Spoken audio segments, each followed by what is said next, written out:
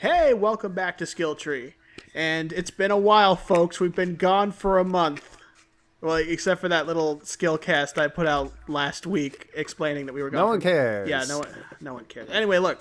So we're back with a new segment. We're doing a Pathfinder campaign based on JoJo's Bizarre Adventure. And yes, it's stupid, and yes, we're going to do it. Yeah, it's really stupid. We had the idea of, like, what if we did a whole campaign where everyone was stand users? And then we discovered in Pathfinder you could have summoners. So it's just like, let's just do a campaign where everyone's a summoner. Yeah, summoners get Eidolons, which are basically stands. They're very similar. So, why not? Yeah, and I will be running the game. we realized that we had too few people, so... Yeah, so we have our best buddies joining us. Wesley, say hi. Hey. And also our good friend Andrew. Hi. Yeah, Andrew is our special friend. Very special. Very, very Very special. special. Yes. Anyway, so we're just going to kind of get started, and this first episode will be something like a podcast. Yeah, that's essentially what we're doing. If you're ever familiar with something like Critical Role or Dice Camera Action or whatever, same idea, except we're not using webcams or any peripherals or anything. It's just us all natural. Yeah, well, yeah, just audio. We're just going to get right into it, I think. It's going to be kind of slightly impromptu because it's a D&D campaign, so there's not really a script. It's just kind of us. It is a Pathfinder campaign? Oh, Yeah, same, get it same right, game. man. Whatever, Warhammer 40k, Pathfinder, World of Warcraft, whatever we're playing. Oh my gosh, I can't believe you. What? Uh, Warhammer 40k, was that your trigger word? As if to imply that they're all the same. Same all game. the thing. Like, I mean, we all know it was Warhammer that ripped off WoW. I mean, they all got orcs, right? Yeah, I know, right? God, I think I'm blowing out my audio too much. All right, let's just... Good job. I need to stop laughing, apparently. I don't Alright, expect to have yeah. speakers after this shit. But this is just going to be a fun game, and if you guys enjoy it, let us know, and hopefully it'll be some good entertainment. Yeah, hopefully. So, how would you like to start us off then, Dan? All right, then. Picture, if you will, the world of Galorian. And as the camera comes down, descending to the clouds, we come upon the great continent of Varisia. And down and down and down and down, more and more detail as we come over the countryside along the northern coast. And the great mush fens of the south give way to rolling countrysides and forests and mountains. And as we come closer along the Lost Coast, everything gives way to great sweeping farmland with the occasional embankment of limestone. And as we pull around a corner of a great limestone encampment known as the Devil's Platter, we see in a small natural harbor the town of Sandpoint. Most of the houses are about 1 story tall or so, and from a distance, not much of a town. Has maybe 1,200 people, 1,300 people. A relatively small kind of frontier town, but nestled away up along the Lost Coast Road out of much of the to-do of the major cities such as Magnamar. And as we get closer and we see the smokestacks and the not the smokestacks, the smoke coming up from the various chimneys of all the houses. There's the occasional pop, pop, pop of some impromptu fireworks going off. For today is a great celebration. Two of the largest landmarks inside the town is the Old Light, a long since relict and dilapidated lighthouse that is no longer in use for what can only be thousands of years. But also, the other largest thing is a great new, pristine cathedral, much larger than you would expect for a town this size. And everybody who's anybody in town is gathered in the front courtyard just in front of this grand cathedral. And there are tents and cooking fires and vendors and people dancing and laughing, and an elevated podium where a number of people are in attendance. And one woman, I want to say she's about 45 or so, with a sensible haircut and kind of a sisterly, excited attitude, is addressing the crowd. And she says to everyone, "People of Sandpoint, I'm just so happy for everybody to be here today.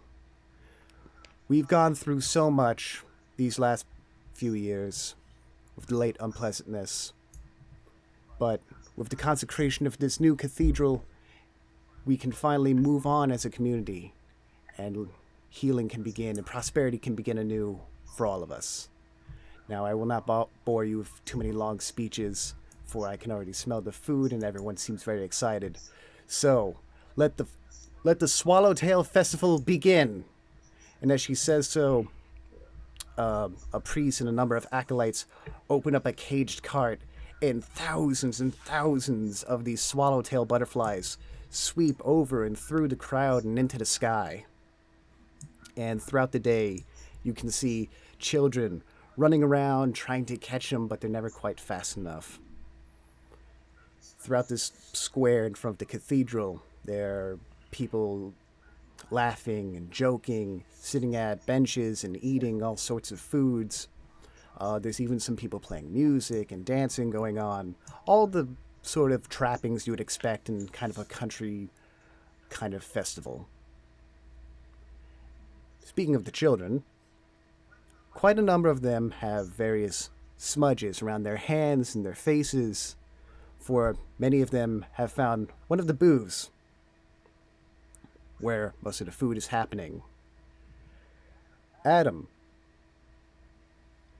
if you would please describe your character as the audience, if you would imagine the camera sweeping down to focus in on you, most probably as you are serving your various treats My to name. the people of Sandpoint.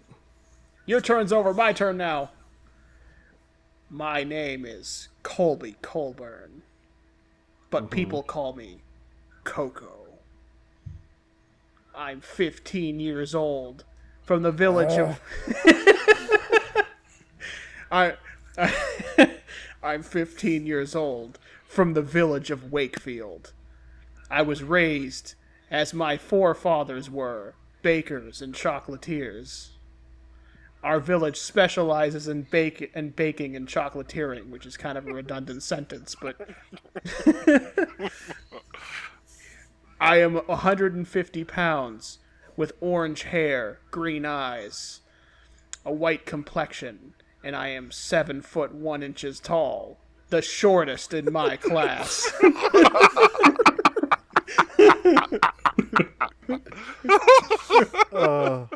And what is Colby doing right now exactly?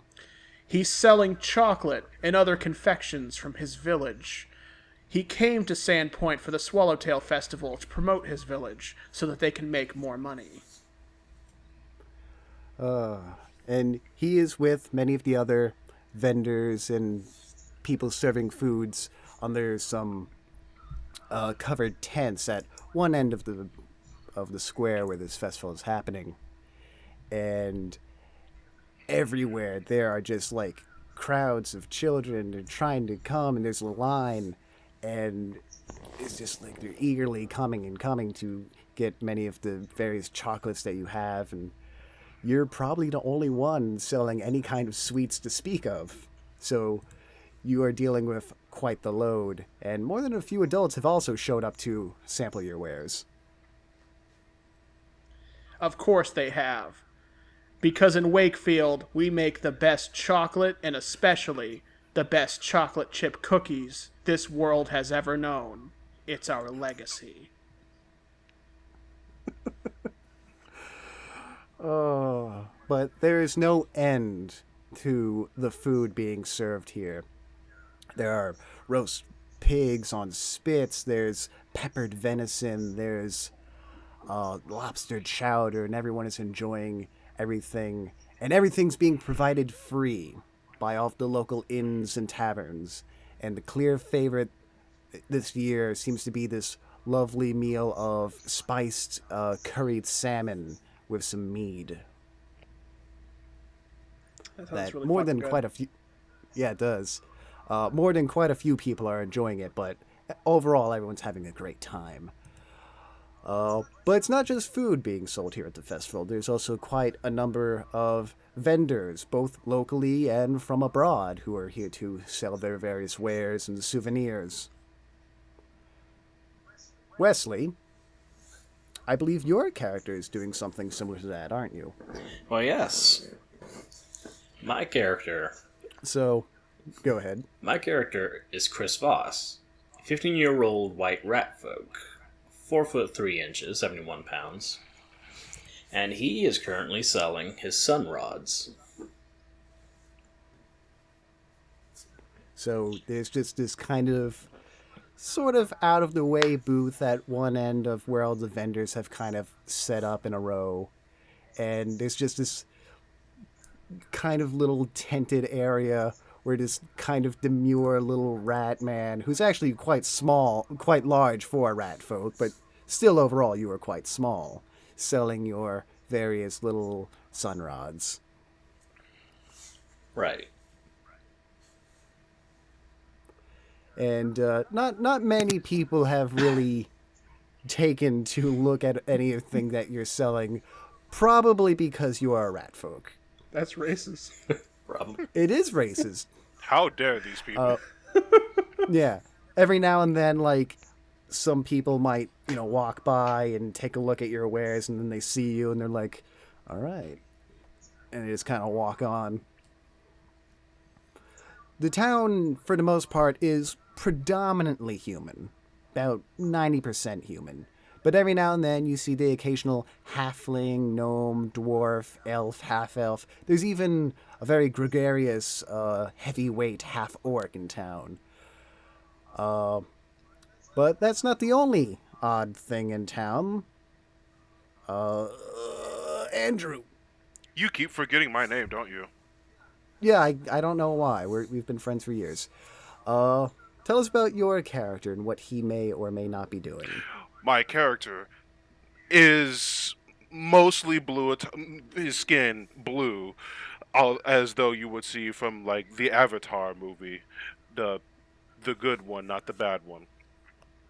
Clothing suggests he's more of a explorer, like a cape, like stitched together pants, the vest that only covers the pecs area, short but waving in the back hair. The man is just taking in the breeze. His name, Galamode, as he's looking fantastically at the birds flying by, at the children playing along, looking at all the things being sold, for this is his first time, you see, at this place. And everything just seems so wonderful. He's just kind of drinking in the whole scene and enjoying it. Indeed. Asking around all the vendors, of course, figuring out what it is that they are selling, what it is that, what exactly it is. He's not exactly been here very long, you see. Fucking Galamode. But I like the amount of detail you put in.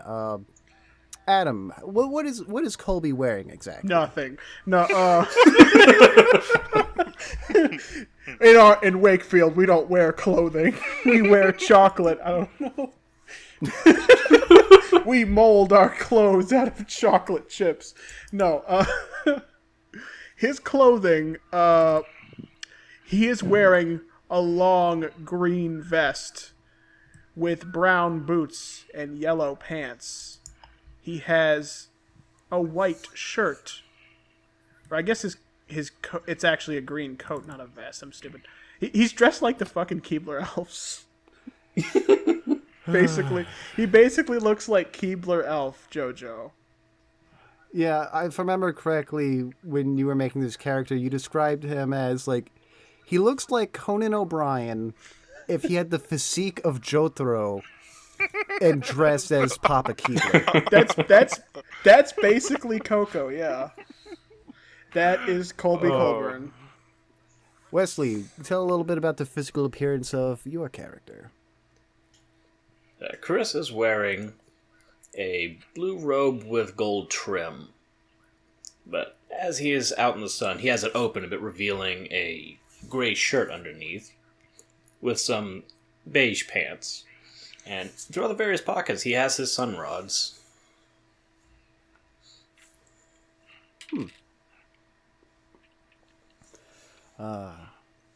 So, the festival is in full swing. It's sometime in the afternoon, late afternoon. People have been eating and dancing and generally having a great time playing games of chance and all sorts of things.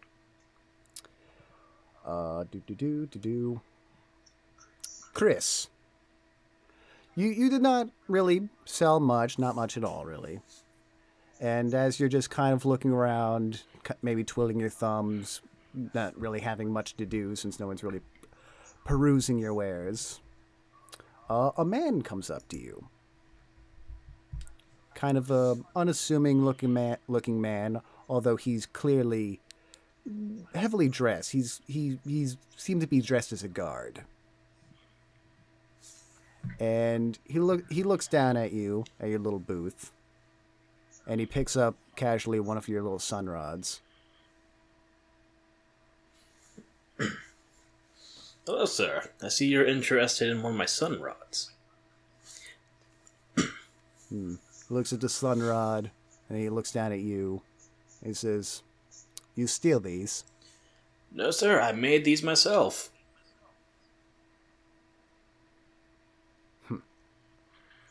Scoffs at that. Puts it down on the table. And he leans in real close to you, like way too close. And he's like, "I don't like you. I don't I like don't you trust either. I feel that you're going to rat him out. I don't like you. I couldn't help it. But yeah, this man's like right up in your face, giving you quite the attitude. Trust me, sir. I've heard that everywhere I go. You're not going to intimidate me. So you can either buy my sun rod, or you can check out one of the other vendors. And he seems to get quite steamed that you kind of like turn another cheek at him right there. And he looks like he might almost be about to hit you when a hand slaps down on his shoulder. And another man, also quite dressed as a guard, a dark-skinned man with bald head, he says, "Oh, what the hell did I name this guy? Pavel. Dr. Pavel? What are you doing?" And the man straightens up very quickly and says, "Nothing, Sheriff. I was just..." And he interrupts him saying, "Go check the north gate." He's like, "Yes, sir." And the man kind of stomps off, but not before kind of giving you a backwards glance as he leaves, Chris, with a sneer. Damn, these guards have all the information on you in like 5 seconds. Yeah, I know, right? The other man, the man who apparently kind of came to your rescue here, he introduces himself and he says, "Hi, I'm Sheriff Hemlock. I'm captain of the guard here." Well, nice to meet you. And thank you for removing such a problem customer for me. This rat He has looks you all up this and fucking down. smug in the world. Yeah, like I just imagine a posh rat. I'm sorry. He looks you up and down and says, "Are you perhaps some kind of adventurer?" I've been known to take up some adventure, as long as there's proper reward.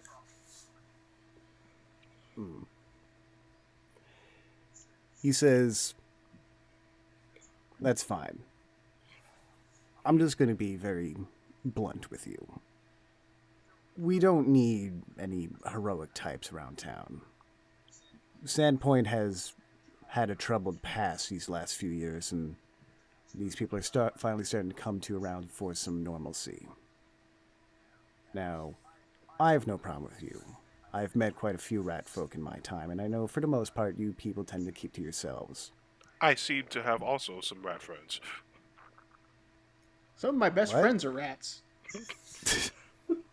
But it's rare for your people to ever kind of visit Sandpoint. So don't take it too personally if some people are a little leery of you." Of course. I got this everywhere I go. I'm used to it by now. He says, "As long as you don't cause trouble, I'll make sure that nothing..."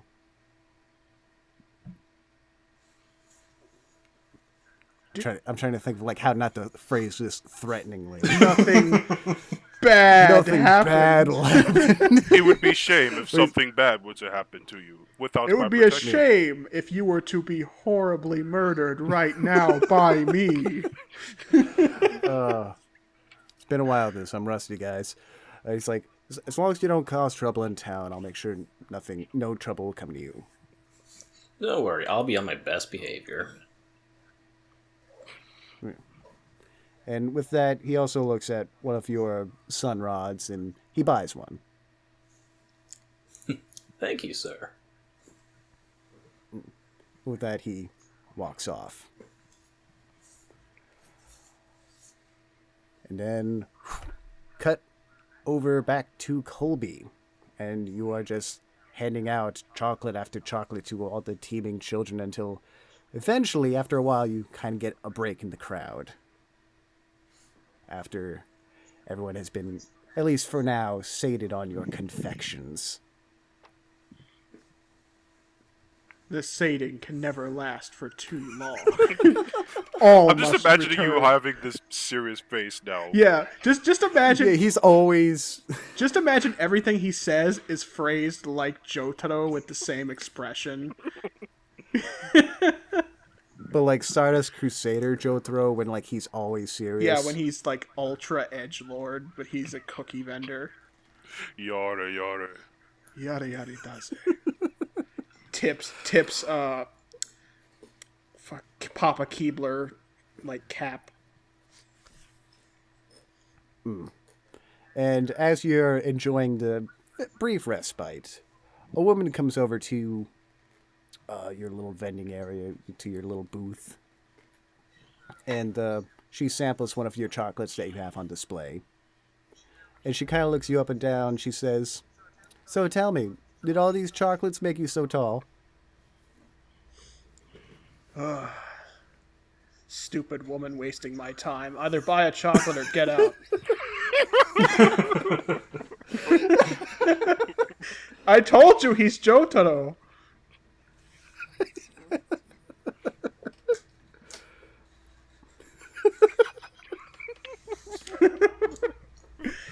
I really wasn't expecting to be this aggressive.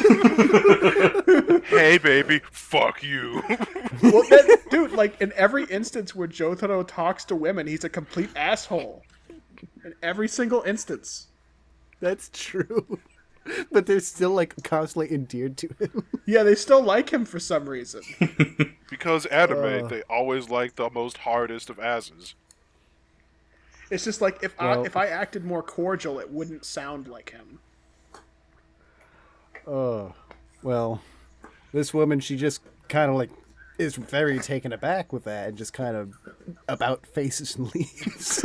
I was so hoping you would have been like, she swoons after that. She swoons and wants him, and then she totally wants his dick, and then they have sex, and then they have children. The end. Damn, you already figured out the adventure. Adventure end. Adventure complete. I would like all of you right now to roll a perception roll. Okay. Is that D20? That'd be a d20. I'm doing digital.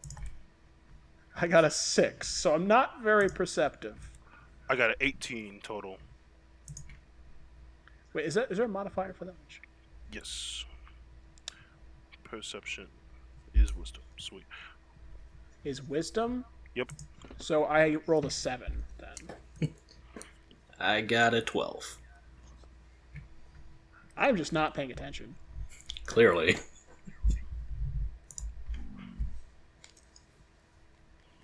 So, all of you, for the most part, kind of notice that up at where the cathedral is, up on this kind of elevated stage that they have set up for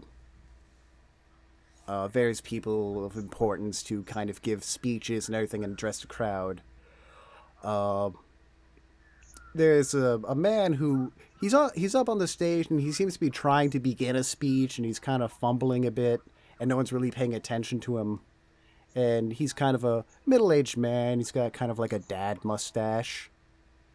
You know, that kind of like almost porn star mustache going on. He's got the whole Ron Jeremy.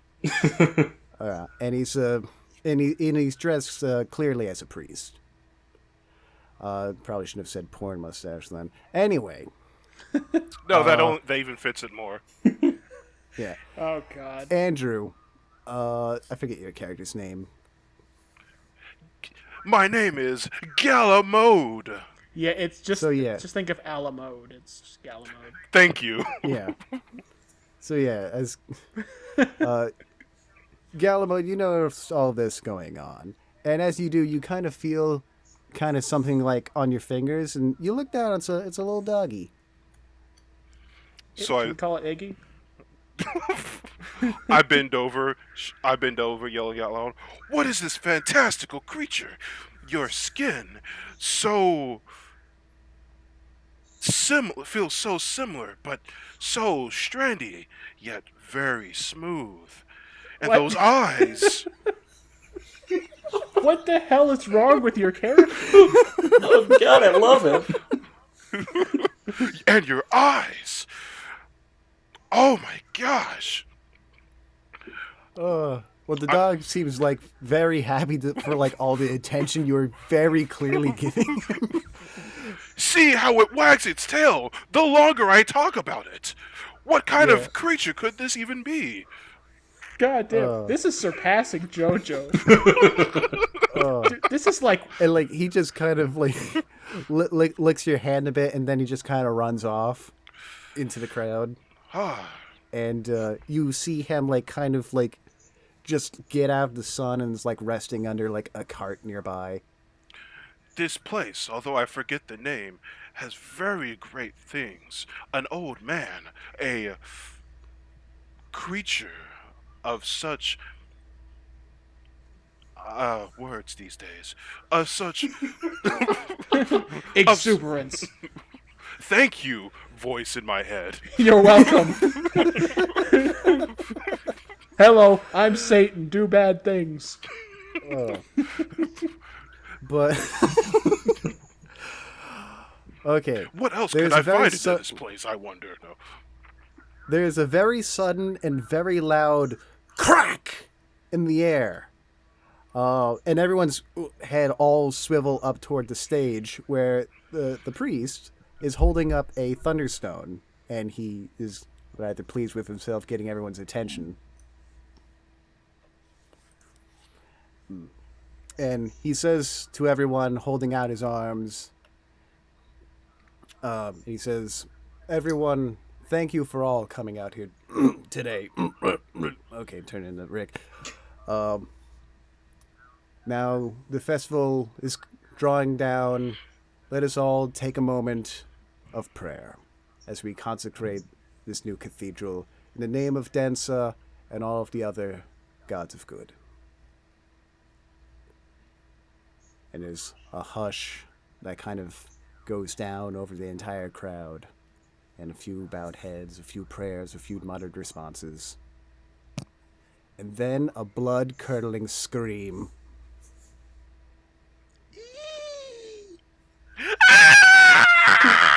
Yeah, there's like scream, and then like it builds up and builds up as more people are beginning to notice. Andrew, once again, I forget your character's name because you don't have it on the screen. Gala mode. Gala. You notice right away the dog you were petting, next to it, slitting its throat with this jagged piece of metal, is a squat, hunched green form. And it rips out its throat with one slash. And it stands up, not very tall at all. And it's this monstrous goblin just reveling in its kill. Wait, did What the beautiful goblin? creature is this? Did the goblin? Look how beautiful its knife is. Look at the beauty of the blood spilled.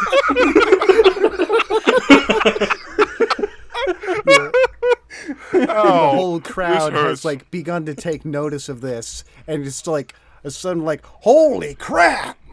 As like this scene is happening here, just like almost in like the middle of the of the square.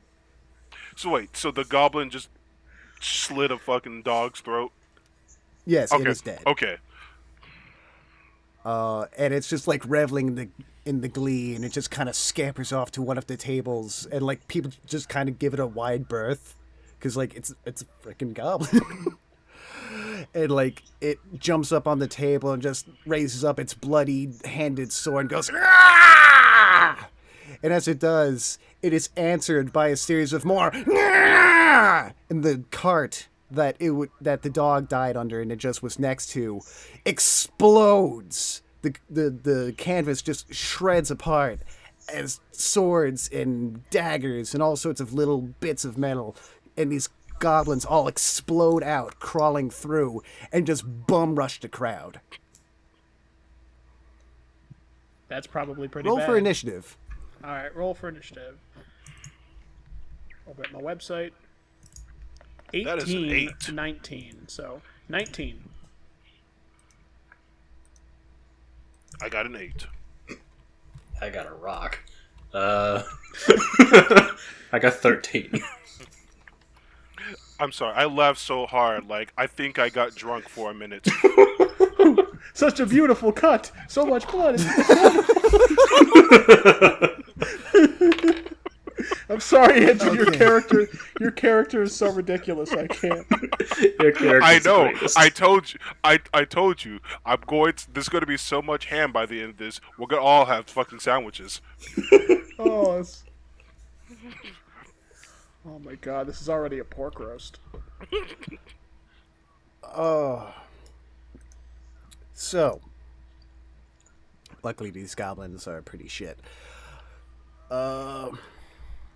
Watch us So, yeah, immediately die. Yeah, these goblins, and there must be like a good dozen or so that just burst out of this cart, this canvas-covered cart that was just in the middle of this festival. And also you can hear more from elsewhere in town, farther up north. And it immediately becomes complete disarray, complete madness, as goblins start chasing children and dogs. Mothers grab children and run, and it's just like slashing swords and dogs barking and horses stampeding. And let's see here. A goblin jumps up on a table right next to... Actually, I'm going about this completely wrong. Where are my things? Yeah. So yeah, one of the goblins leaps up onto the table right where Colby is, and he is menacing you with this kind of jagged metal makeshift sword. Just Remember, there's menacing kanji right next to him as he's looking yeah. at you like this with a sword in his hand. Oh, trust me, I'm imagining it.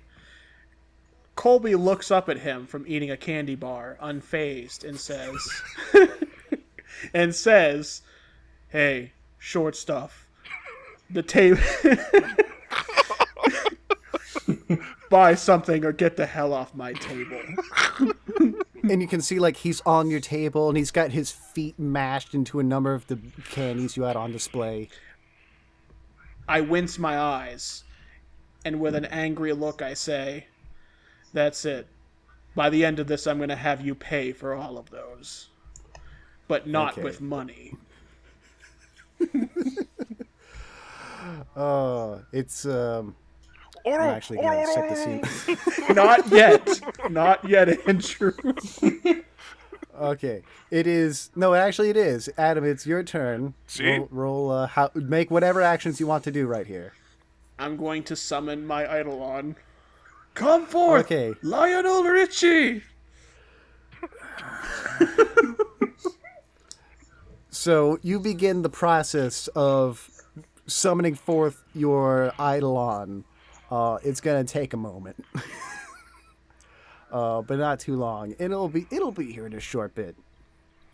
Wesley, as all these goblins start pouring forth, giving the vendors complete hell as they upturn tables and are basically manhandling all of the merchandise and threatening people.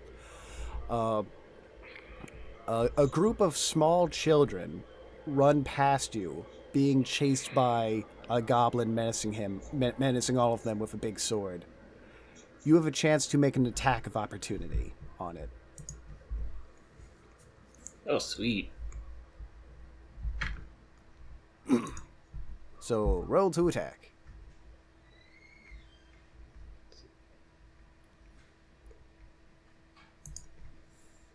That is... You don't say. Sorry, it just takes a minute. Where's my... There it is. I have rolled a 13. You have rolled a 13. Why are these bastards lazy?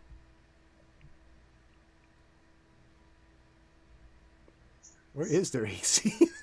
That's probably pretty important. It is. Oh, is this a melee roll or a range roll? This will be amazing. Okay, yeah, I You got it. can't make an AOO on a ranged roll. I can't? Oh, okay. Stupid question then. Carry on. Well, I mean, don't you not have a melee weapon, Wesley? I got a fist.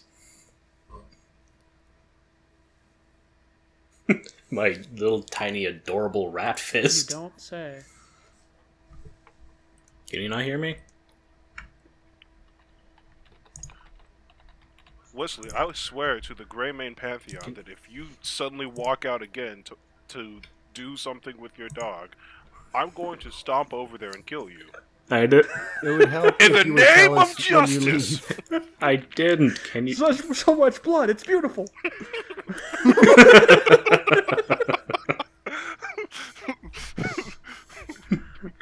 It's so dumb. It's gonna be the whole game.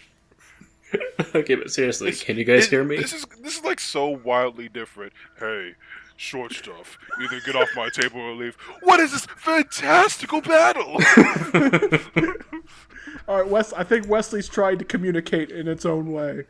Can you guys hear me? Yes. Okay. I may not have a melee weapon, but I have my tiny rat fist. Gonna punch it. I'm gonna knock his block off. How much damage can you punching it do? With a -2 in strength, I can do 1 hit point. Or 1, X. non-lethal. X. Wait, is this What an did you- unarmed strike? Yeah.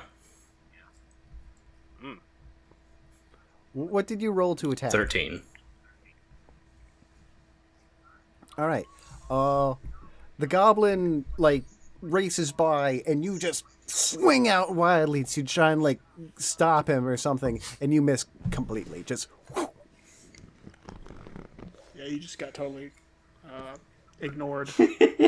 yeah, and then the goblin like kind of just stops where it is and looks at you like, "Did you just try to?" And like it just bares its teeth, and now it's starting to come up on you. We now found our first death. Unfortunately, it's not his turn. Anyway, moving on. Again, Andrew cannot remember your character for the life of me. It's Hang on, Gala mode. Let me type it out. Yeah, 'Cause I'm just not- type That it would out in the chat. The Gala's the first name, so that's what he goes by. But that's his full name. His full name is Galamode Jenkins. Yes. And a goblin, as you can imagine, is up on you right now because you kind of stick out, and it kind of gets a gleam in its eye that you might be something to do, and it's like right up on you. Let me ask this: is this the same goblin that I just saw like viciously murder a dog? Yes. Okay, perfect. Let it out, Andrew. The goblin who you had seen just like slit this dog's throat, like had during the chaos jumped down from the table, spied you with your blue skin, and just like got some kind of idea in its crazy head. Now it's at right in front of you. I just kind of sneer at it as it's coming at me, looking at it, and I yell at, and I say to it, slaughtering wildlife, innocent wildlife, is a crime. Prepare to face my justice.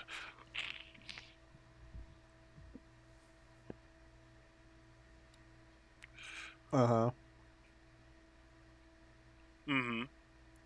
It's your initiative. Oh, it is? I didn't know that. Yeah, we're just like, and?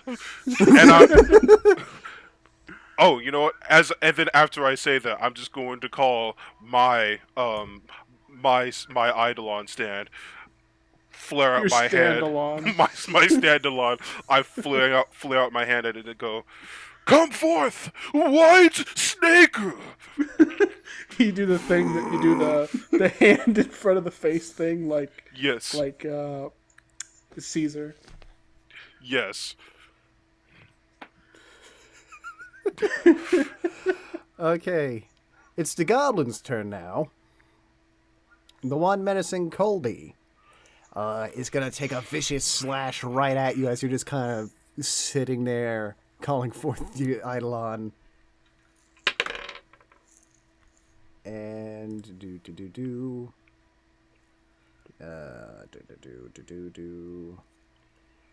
he rolled a total of 23. What? God damn! What? Holy Yeah. shit! While he's standing on the table, he's getting a little bit of a bonus. A little bit. Holy Well- fucking shit! I have an AC of 11, so You missed, Dad. So, yeah. You missed. He no. So he hits you, and where's his damages? I swear to Christ, if this thing one-shots, One shot. Hey, buy some cookies or. to be continued. I'll be the roundabout. Goodbye, JoJo.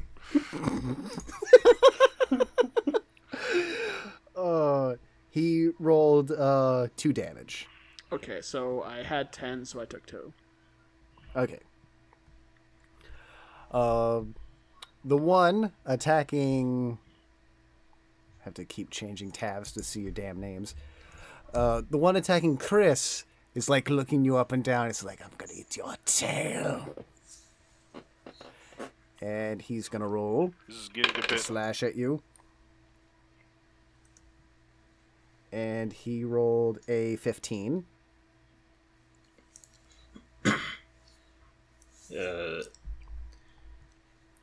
Are there any ally, anyone that could be considered my ally within 30 feet of me? What, you don't Not A dead really. puppy.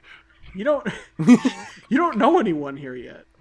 You met like 2 people. One of them already hates you. One of them's racist against you. Okay. Walks into Newtown trying to sell stuff. Is there anyone here that is my ally? I need this Does for anybody reasons. like me? I was. He says as the goblin plunges a sword into his heart. He would probably join the goblin. I was just curious, damn it. Too bad you're getting roasted because I'm getting stabbed. Alright, well, I have an AC of 14.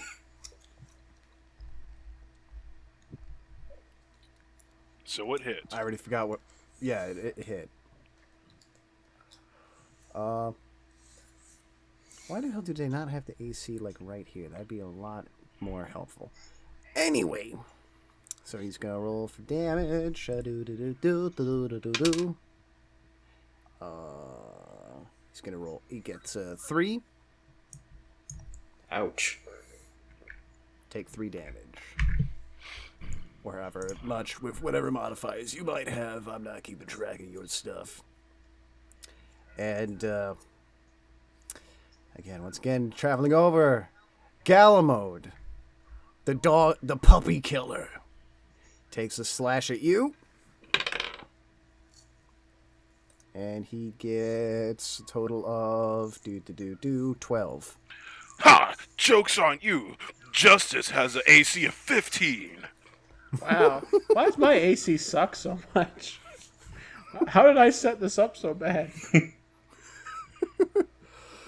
So yeah, it slashes at you, and you're just like, what? Whatever. I deflect it, looking at it with a smirk on my face.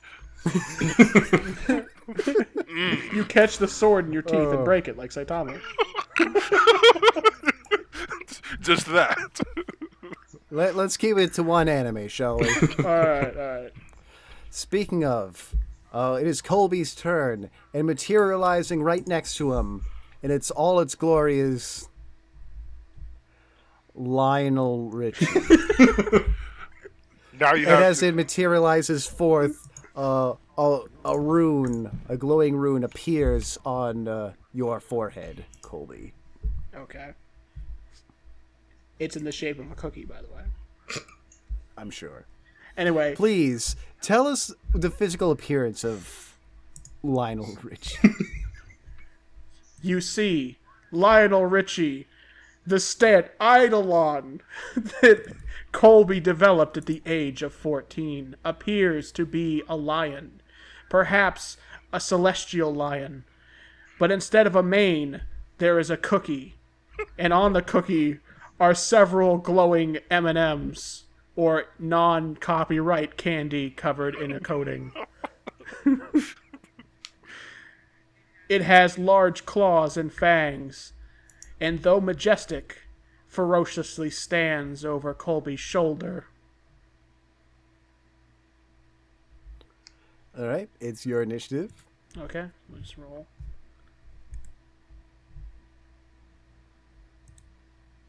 Eight. Excellent. God, why is it so hard to find the gosh darn ACs of these gosh darn gobos? That's not it. That's not it. That's not it. What am I looking? No, that's not it. All right, you rolled an 8 total. Oh, wait, hold on a second. I need to add his bonuses. There's a separate sheet, because it's a different thing.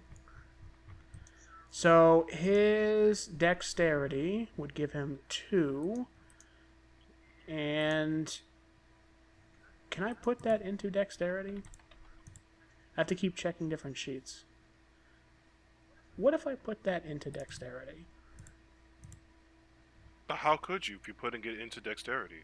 Well, I have a feat called Summoner's Call, which is when I summon my Eidolon, it gains +2 in either Strength, Constitution, or Dexterity for 10 minutes.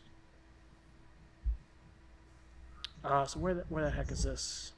Dexterity. If I put 2 in that, What would the bonus? It would be 3. Yes, screw it. I'll put Summoner's Call into Dexterity so that he has a bonus of 3, so that's a total of 11. To attack. Yes. All right, and just so you guys are all aware, you and your Eidolons share initiative, so you both get to act. Okay. So yeah, your Eidolon, which is a quadrupeded lion, aka a normal lion, slashes at the goblin and just kind of completely miss, and just like kind of scatters chocolate everywhere. That makes me sad, but also hungry.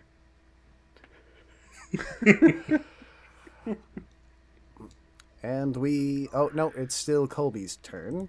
And also the Eidolon can make a move action or a standard action. Well, I mean, do I roll again for Colby? Did you just explain that? You could. Yeah, you could. Yeah, let's see. I have a crossbow. Can I make use of that in the same turn? Do I have to spend a turn? I don't know exactly how that works.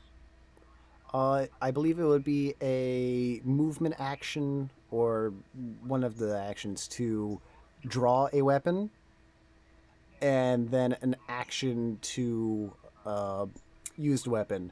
However, I'm going to assume your crossbow was not just straight up loaded in your pocket. Are you saying that I wouldn't just have it on me at all times, fully loaded in my hands? So you While spend also your serving cookies. Yes. I served them by firing the crossbow at my customers. you spend your turn essentially drawing out your crossbow, getting it ready, and notching a bolt into it. Okay. Is this a light or a heavy crossbow? Light. Because a light crossbow, you do that as a move action, allowing you to fire it as a standard.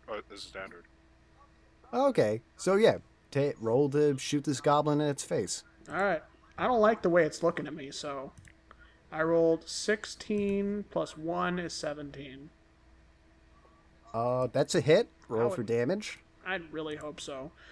Otherwise, this goblin is bullshit. Yeah, these are literally the first enemies. Alright, so, I mean, I had to get out my Eidolon first. So, Yeah, but a 21 to attack. 1d8. Yeah, it hit me. It did a 23 on me. See, a d8. So I cannot see these numbers. I think that's a d8. 4.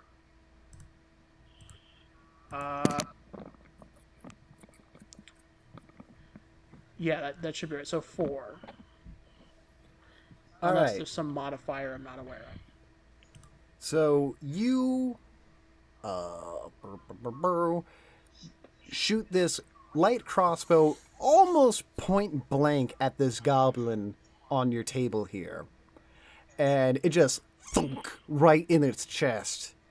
And it just kind of looks up at you like it's like surprised, like it's hurt.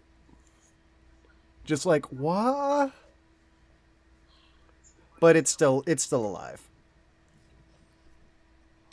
Does it just take it and not fall off the table? No, it wasn't quite that powerful. It's a light crossbow after all. Alright, fair enough. But yeah, he's pretty from it, but he's still alive and he's still on the table. Chris, what do you do? I take a 5-foot step away from the goblin attacking me. All right. That is a non-action. Right. And then in the space between us, I'm going to cast a grease spell to cover the ground in grease. Okay.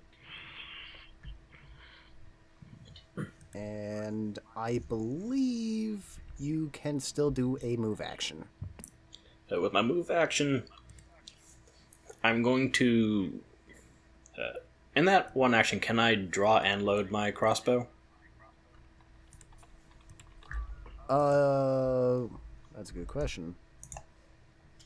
As a move action, you would be able to draw a weapon. Alright, well, I bring out my crossbow.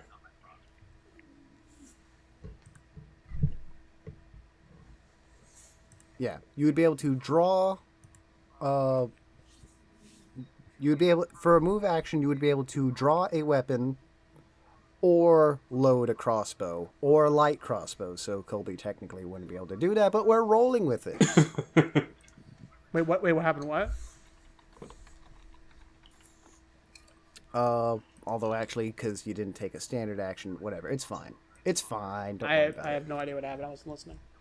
Don't worry. Don't worry about it. Don't worry about it. But he Colby took never 2 worries. move actions. Yeah, so Vriss takes just a step back away from this goblin, menacing to slice off its tail and eat it. And just in the area just between him and the goblin just appears this layer of some kind of slippery substance, this kind of sheen of grease on the ground. And Vriss pulls out a crossbow and loads it.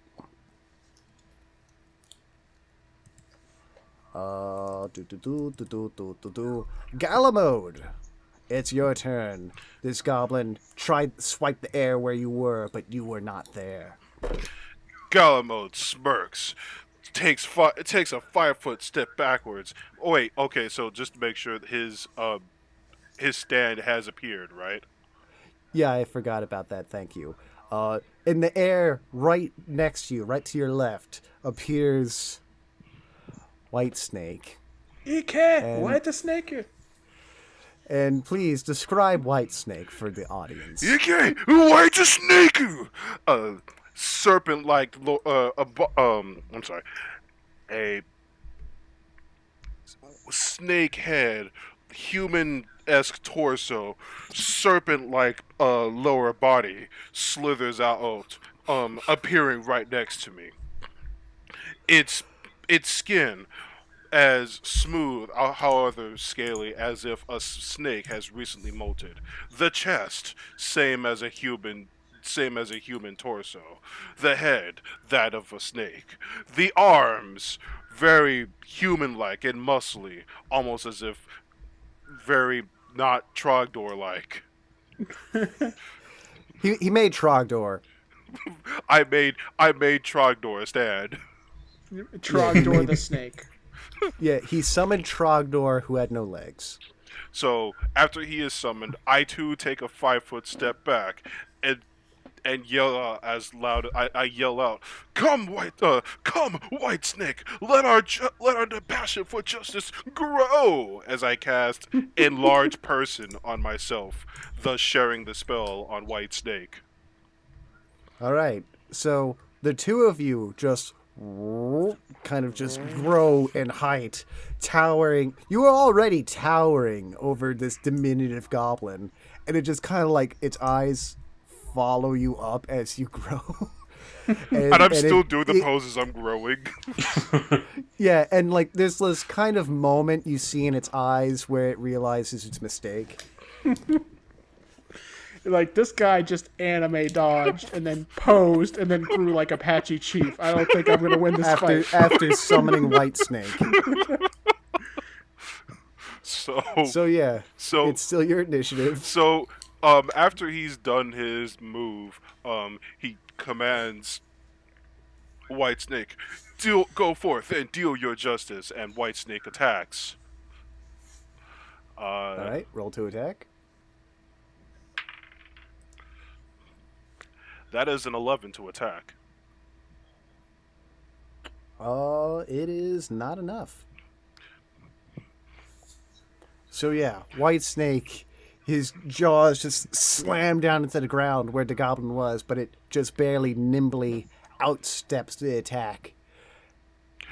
And as part of my character's move action, I'm going to pull out my mace. All right, and you pull out. Describe the mace a little bit. It although its colors are very similar to the color of my skin. It looks nothing more as if someone else could have crafted it. There's nothing too special about it itself. Just kind of your run-of-the-mill iron kind of cudgel. Yeah, it's just blue. Of justice. Yeah, we'll call it blue steel. The Justice Mace. Blue is the color of justice, of course. It's called the Maestus.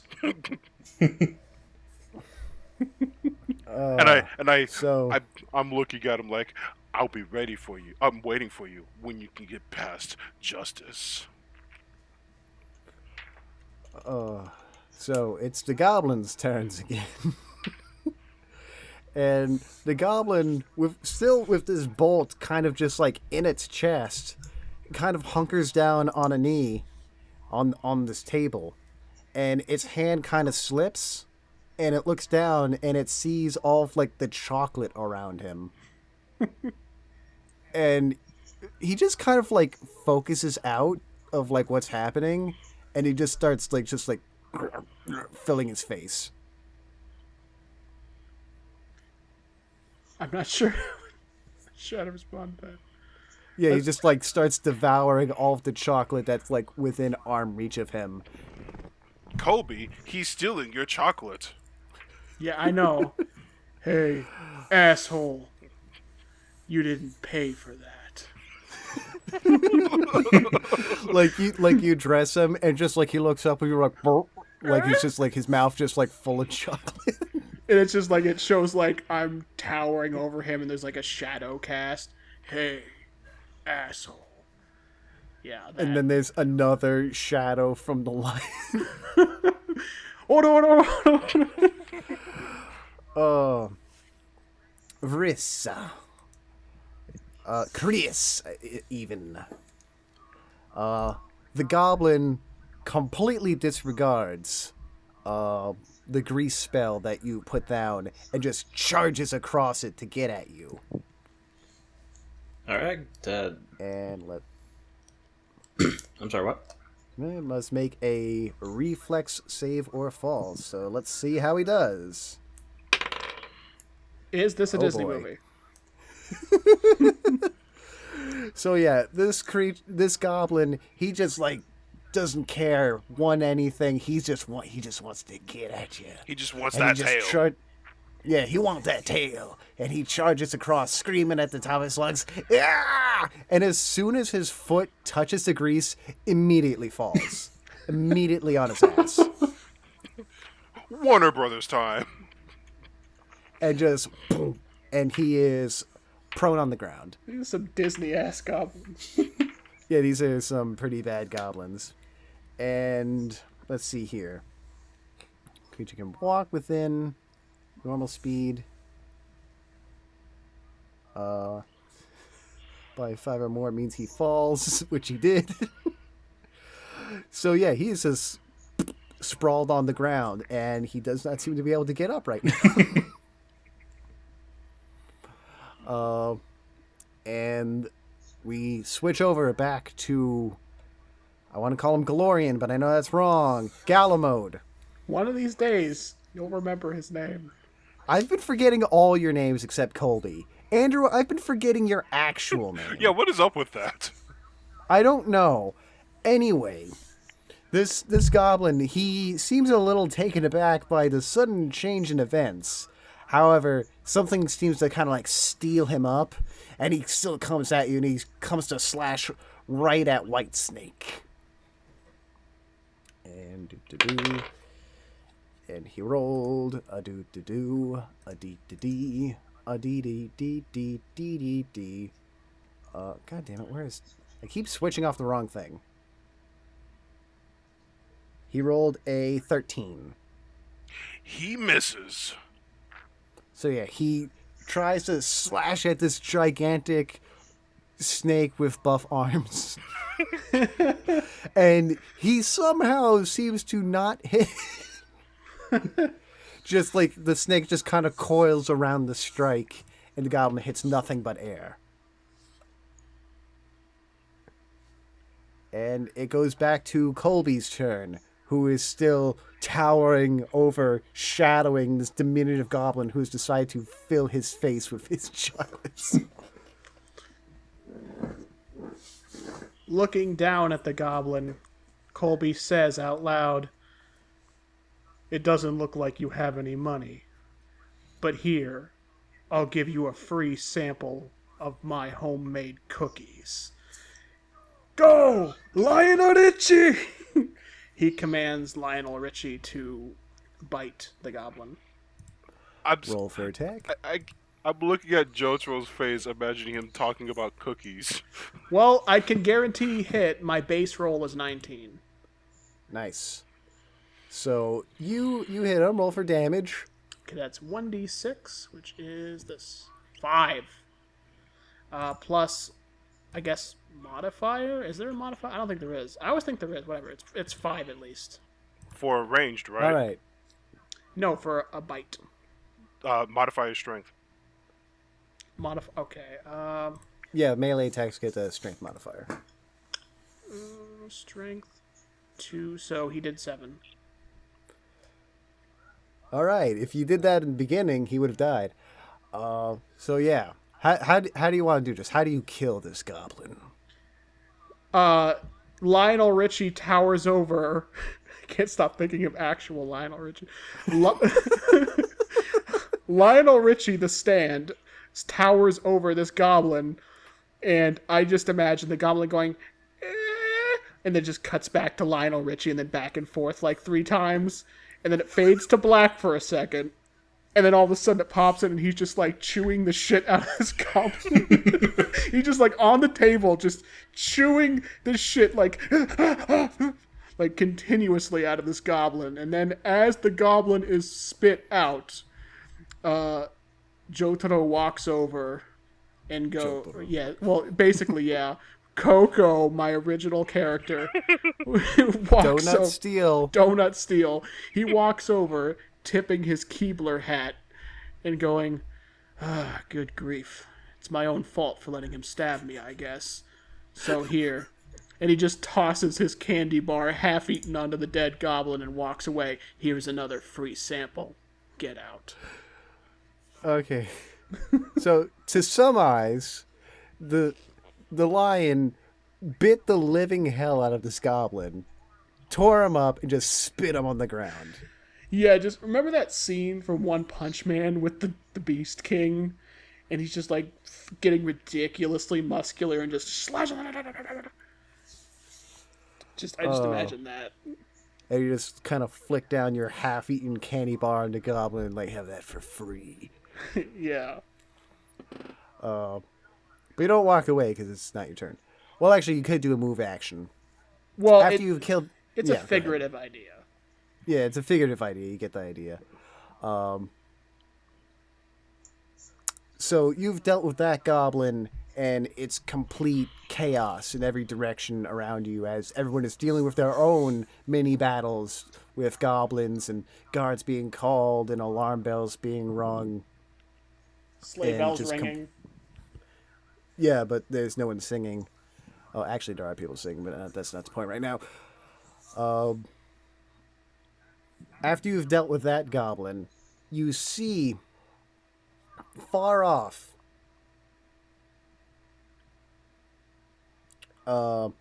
where they were stacking quite a lot of firewood and various fuel for like the evening bonfire. A number of goblins have kind of congregated around there and are beginning to set fires. Okay, and I tip my cat, my cat. Tip Lionel Richie.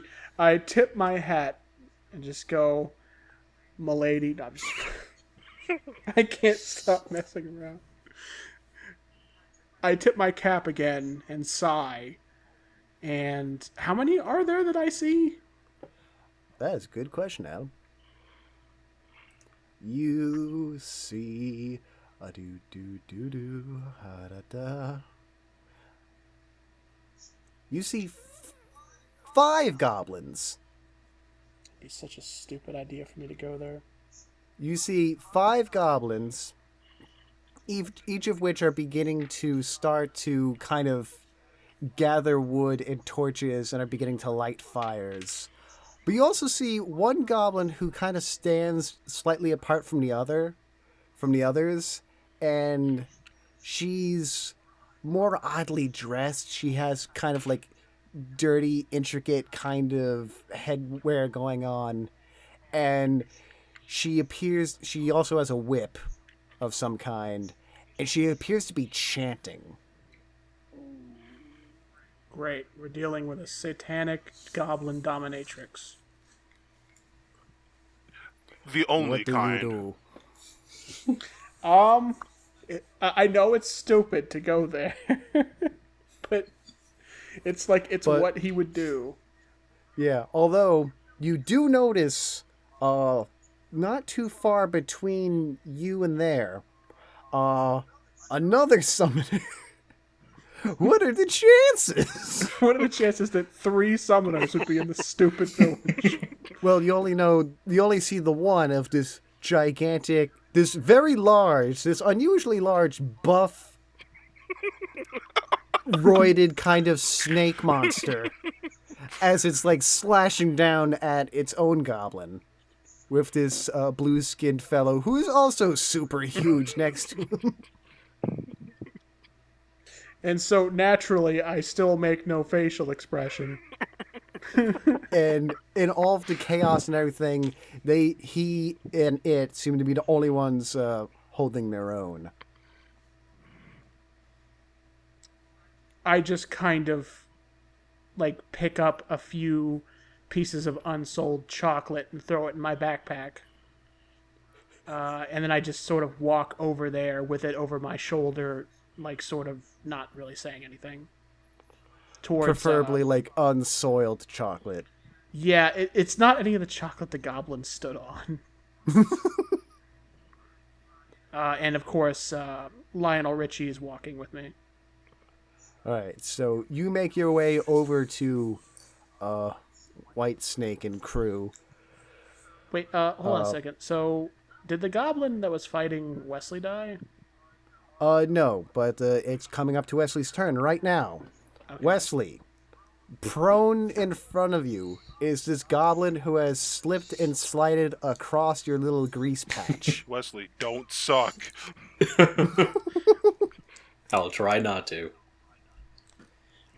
I will now shoot it in its face with my crossbow. To death.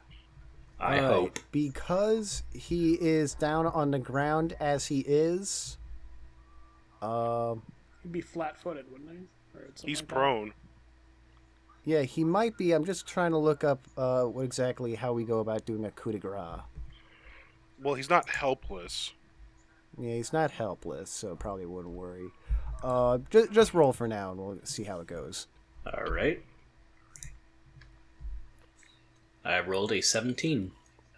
Oh, wait. With my ranged modifier, that is 21. Okay, you definitely hit him. Roll for damage. Your range modifier? Yeah, my... Base attack plus dexterity. Oh, wow. You must have high dexterity, damn.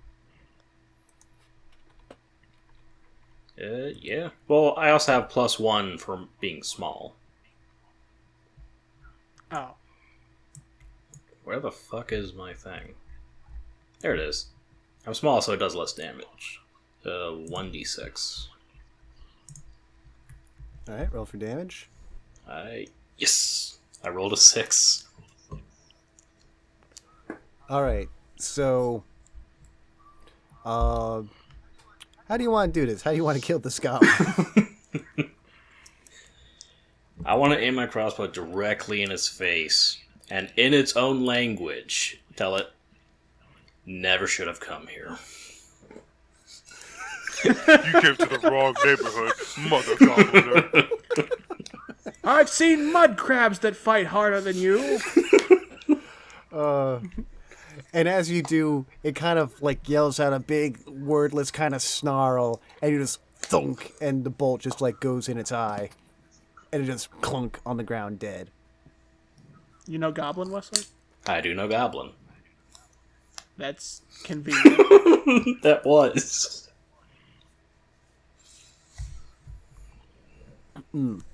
And after you have dealt the goblin the fatal blow, you see two things.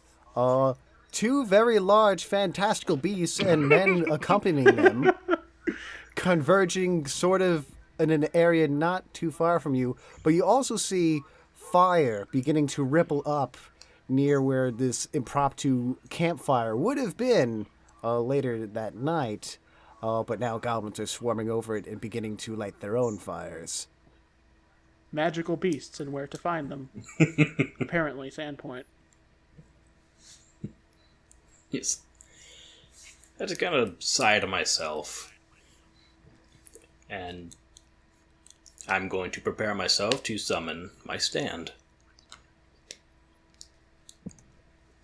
Let me just double check that if you were able to do that. You didn't attack, which was a standard action. If you're making the stand summoning a standard action instead of a whole minute, then he's already used his standard. Yeah. But just to kind of move things along, I'll say like you've begun the ritual. Alright. I find it amusing that you waited until after beating the goblin. Well, I mean, what am I going to do? He slashed me and took away a third of my health. I'm not going to let it hit me again while I stand there chanting. Moving on. Galamode and Whitesnake. I'm just going to call you Whitesnake. Holy shit, you Galamode actually and remembered. No, I switched to the thing and I just didn't complain about it at that time. You are still literally towering over this very tenacious goblin who really wants to stick you at least one time. He needs to feel like he's got the upper hand. But you know Yeah. who will always have the upper hand? Justice. The White Snake of Justice! So yeah. And White as you're Snake, towering the over this goblin, Justicator. you see this kind of frumpy, muscular, tall human with his apparently pet lion come over to you on the behind the goblin. Such a traveler and its very interesting looking creature will have to wait until I have dealt justice to this being. I say in my own thoughts as I command my white snake to strike again. I was gonna say, like, did you say that to me? Because that's really weird. That's a 15. All right, you rolled a 15. All right, you still just so barely miss. Holy fucking shit. This goblin has an AC of 16? What the fuck, Yes. man? That's so high for a goblin. But that's okay, because I myself am going to walk 5 feet and attack this goblin. All right.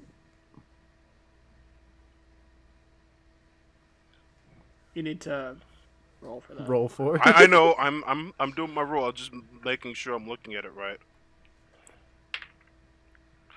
16, motherfucker. Or 17. Okay. 17. So Whitesnake kind of just tries to punch it with its super buff arms, the size of men. But the goblin kind of sidesteps it, only to run into your blow. Roll for damage. I prefer to imagine that when Whitesnake punches the ground, it rolls out of the way, but the force knocks it into the air, and then Andrew maces it in midair. Just auras it. That's some fucking trick shot shit right there. Oh, baby, a triple. So yeah, roll for damages with blue steel. White snake and blue steel. It's going to be a whole campaign of this. That's This eight. is the first encounter. That's 8 This is- damage. This is literally the very first things that have happened. It's been an hour. Okay. Okay, so this goblin just comes right into contact with your mace. How do you want to do this? Is he down? He is down. He is dead-so. He is dead-so McGedzo. So I like Adam's thing more. Like, the white snake tries to thrust its head to go for another bite, but the goblin is just barely able to jump away from it. But as he's jumping away, he hears from behind him, "You're under arrest." As he turns around, and I like spin, swing, and slam him right in the chest, flinging him right back to White Snake's snaky body, slamming him there, and then he just like slithers down and hits the floor. It's beautiful. You literally just, like, teleport behind you, nothing personnel kid. Which is pretty amazing considering you are gigantic. Nothing personnel, goblin. So yeah, the goblin is dead on the ground, just broken. And you are left in the middle of the panicking crowd with your apparent fellow summoner. And you two, for the first time, make eye contact and meet. Ho there!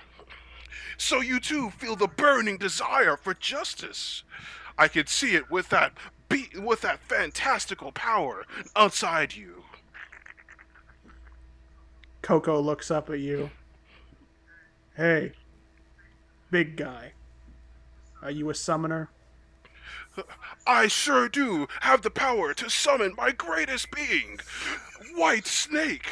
View it in all of its justical glory. Coco's eyes begin to trail off as he listens to Galamode. As he's continuing his speech of justice. Yeah, it's just like he just like looks away and just sort of pretends he's somewhere else. Anyway, Coco, knowing better than to antagonize what could be an ally because he's not edgy retarded, just says, fine. What do you say we deal with the rest of them? And then he turns to the pack of goblins. So Galamode turns side by side him, 10,000 times taller than he is right now, and says, "I thought you would never ask." I don't know about 10,000 times taller. How tall is he, actually? Okay, so, I mean, large size would be, what, 10 feet-ish? Okay, so he's 10 only 10 to 12 feet. taller than...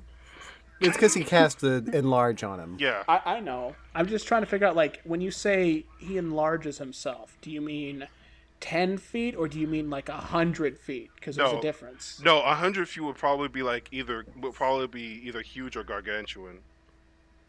Okay.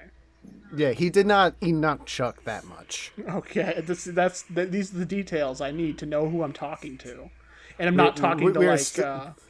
We are still level 1. I know, that's why I was like, "What is he, Molag Ball? Like what the hell?" Like I basically just grew 1 story tall. Okay, that's fine.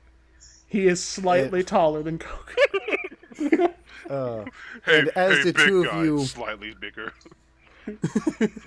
as the two of you both kind of together face towards where the pyro goblins are doing their thing, you feel the very subtle ripple in the air of yet another summoner nearby. Wesley, your Eidolon has appeared directly before you, but not in the grease, but next to. Please, by all means, describe it for the crowd.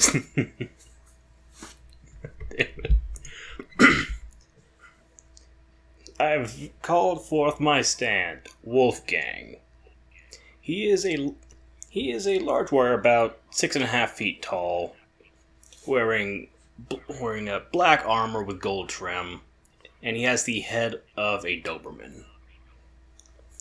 And up on his back, he has just a massive greatsword. And on top of that, a backpack. So wait, is the backpack over the greatsword, or is it the other way around? So like, is the greatsword being smashed by the backpack? His backpack is a great sword. The greatsword the backpack is on top of the greatsword. So when he pulls out his greatsword, does he have to like be careful not to cut off the backpack? Yes, he has to be very careful. Yeah, so don't roll any nat ones, or else Dan's gonna be mean. Just so you guys know, these goblins use some pretty shit weapons. If they roll low enough, they will break.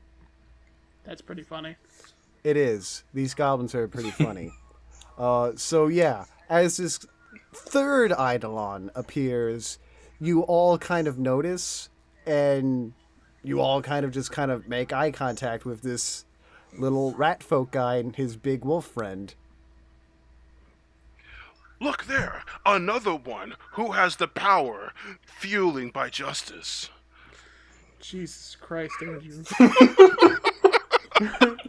I warned you. Me and We're like Coco in are three- of one mind. We are in like 3 separate animes that have converged.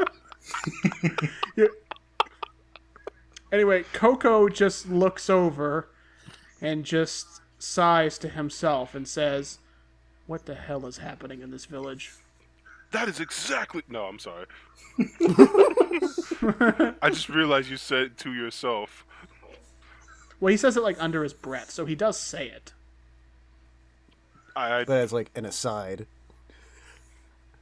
It doesn't really matter if you hear it or not. No, it's fine.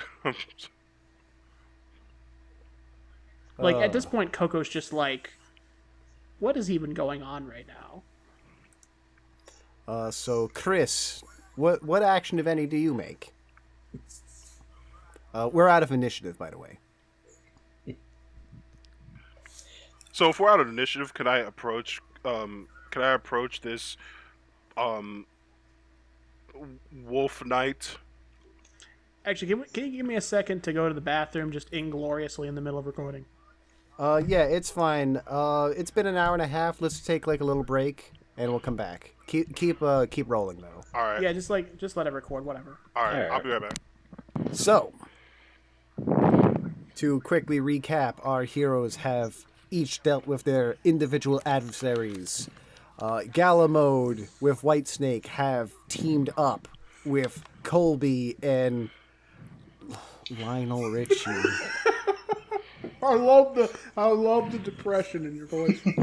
It's just like it's so bad. And like you have all kind of like acknowledged each other, although you have not kind of met up with Chris yet. In this crowd as people are fleeing and or fighting various goblins. Get him. All right.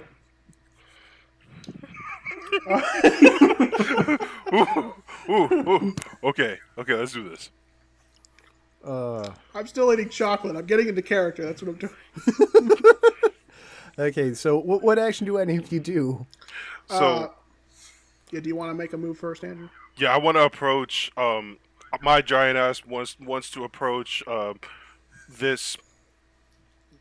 What was it? This wolf knight thingy, and whatever was right next to it. All right, so you kind of, I literally imagine your character just literally saunters over in the middle of this battle to this new person, just like a casual da-da-da. Yeah, he's just like, Oh, "Ho there!" Big bustling but voice. as you approach, you notice from above and behind Chris and Wolfgang, there is a goblin on the roof above him that he does not see. You're about to get fucked, Wesley. Can I read? And the goblin looks down, sees its opportunity, and with a scream, leaps off the roof, overhead clutching its dog slicer in its hands to come down on Chris. You should probably roll something. Do we have the ability to react? You can react however you want. Okay, so I yell out, "Hold there, friend! You have hold there, friend! Another enemy approaches!" And I send out my white snake to attack him. What the snake? All right. White snake, assist our friend. He can't. So, Chris, you are able to look up just in time as the goblin is coming down with this kind of overhead strike to come down at you. And Whitesnake goes in to intercept, but all of it doesn't matter. Because the goblin missed by like 6 feet, smashed on the ground, and died. It jumped off a 2-story building. What do you think was going to happen? Well, I mean, this whole thing has been anime so far. Yeah, it just like goblin did not judge the distance, flew off the building, crumpled, broke all of its bones. You're telling me that a goblin was reckless. What universe is this? Okay. And it lands just kind of like 3 feet to Chris's side, and it's just like, oh. I honestly think that Coco just would not care. He'd just be like, well, that happened. Like right as watching that die, he would just like both him and his stand would just stop. Like,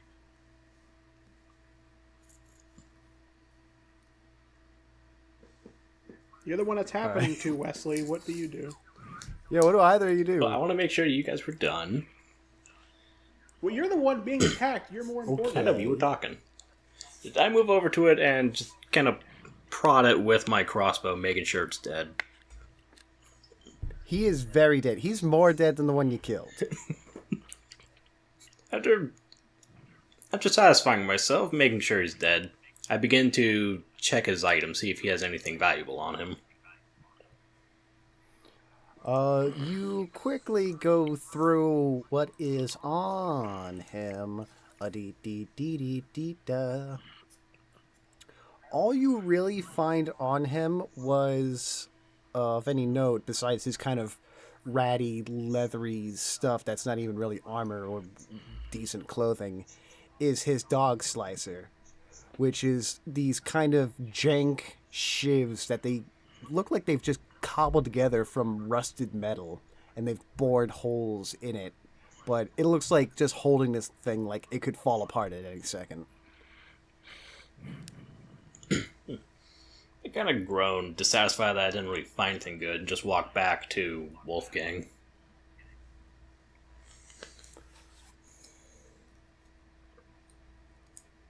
And your Eidolon's just there kind of surveying the crowd, I would imagine, as all the goblins are continuously fighting. And because you guys are kind of still dealing with, rummaging around with that goblin, the fire goblins, one of them with a lit torch spies a fleeing mother carrying a small baby in her arms and kind of gets an evil glint in its eye. And just with an overhead swing, throws the torch with all of its might at her. And it misses completely, hits another goblin who is immediately set on fire. Rip. such vicious beings! How could they be so violent, yet be so careless? Coco still doesn't really care. I don't think he would say anything in that situation. He'd just be like,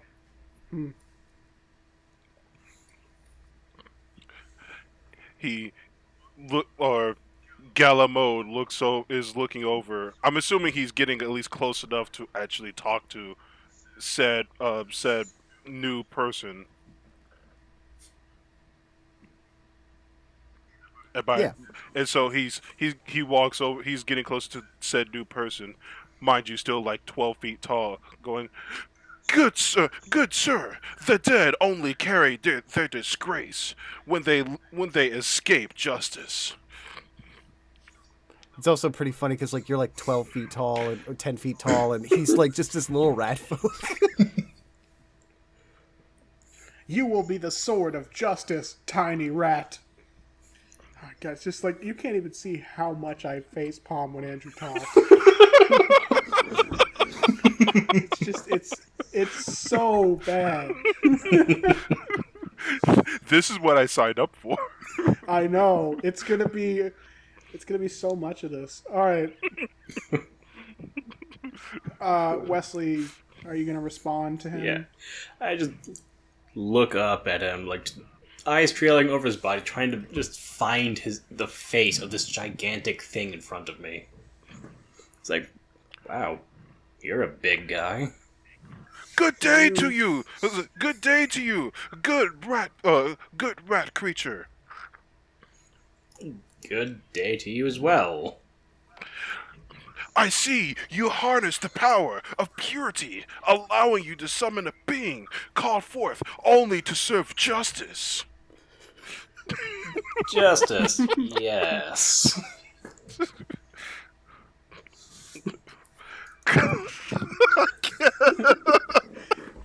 It's I'm trying to bring out the next sentence, but anytime I do, I can't. Okay. as you two are talking, Colby walks over, just kind of like in the middle of gala mode, just going on about justice. And he just stands there, and I'm guessing that Wesley probably notices that he and Lionel Richie approach. And he just says, "Hey, you two, we're not done yet." And he points over his shoulder. Yes, let us go forth and assist the town guards, for it is our duty as denizens of this place. I'm pretty sure I said that word wrong. Denizens?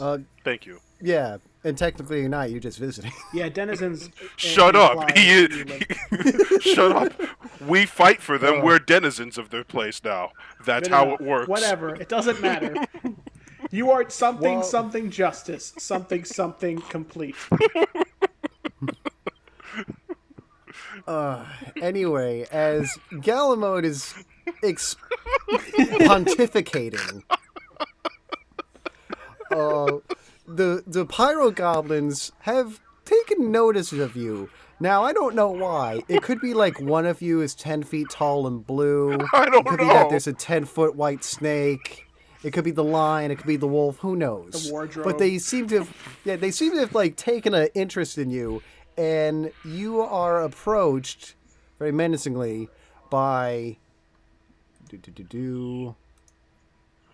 5 goblins, including the wicked-looking one who was chanting with the whip. Okay. So. Yeah.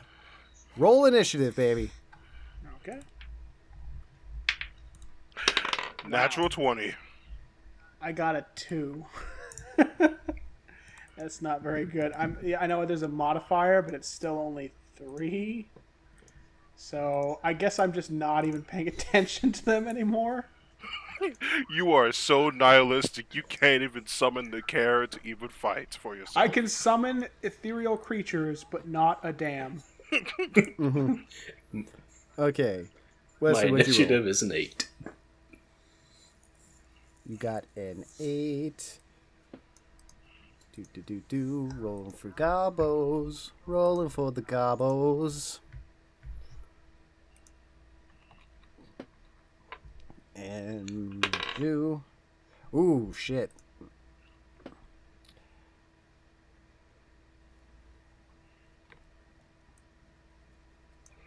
Let's see here. Yeah, that should be fine. All right. So first up will be Galamode.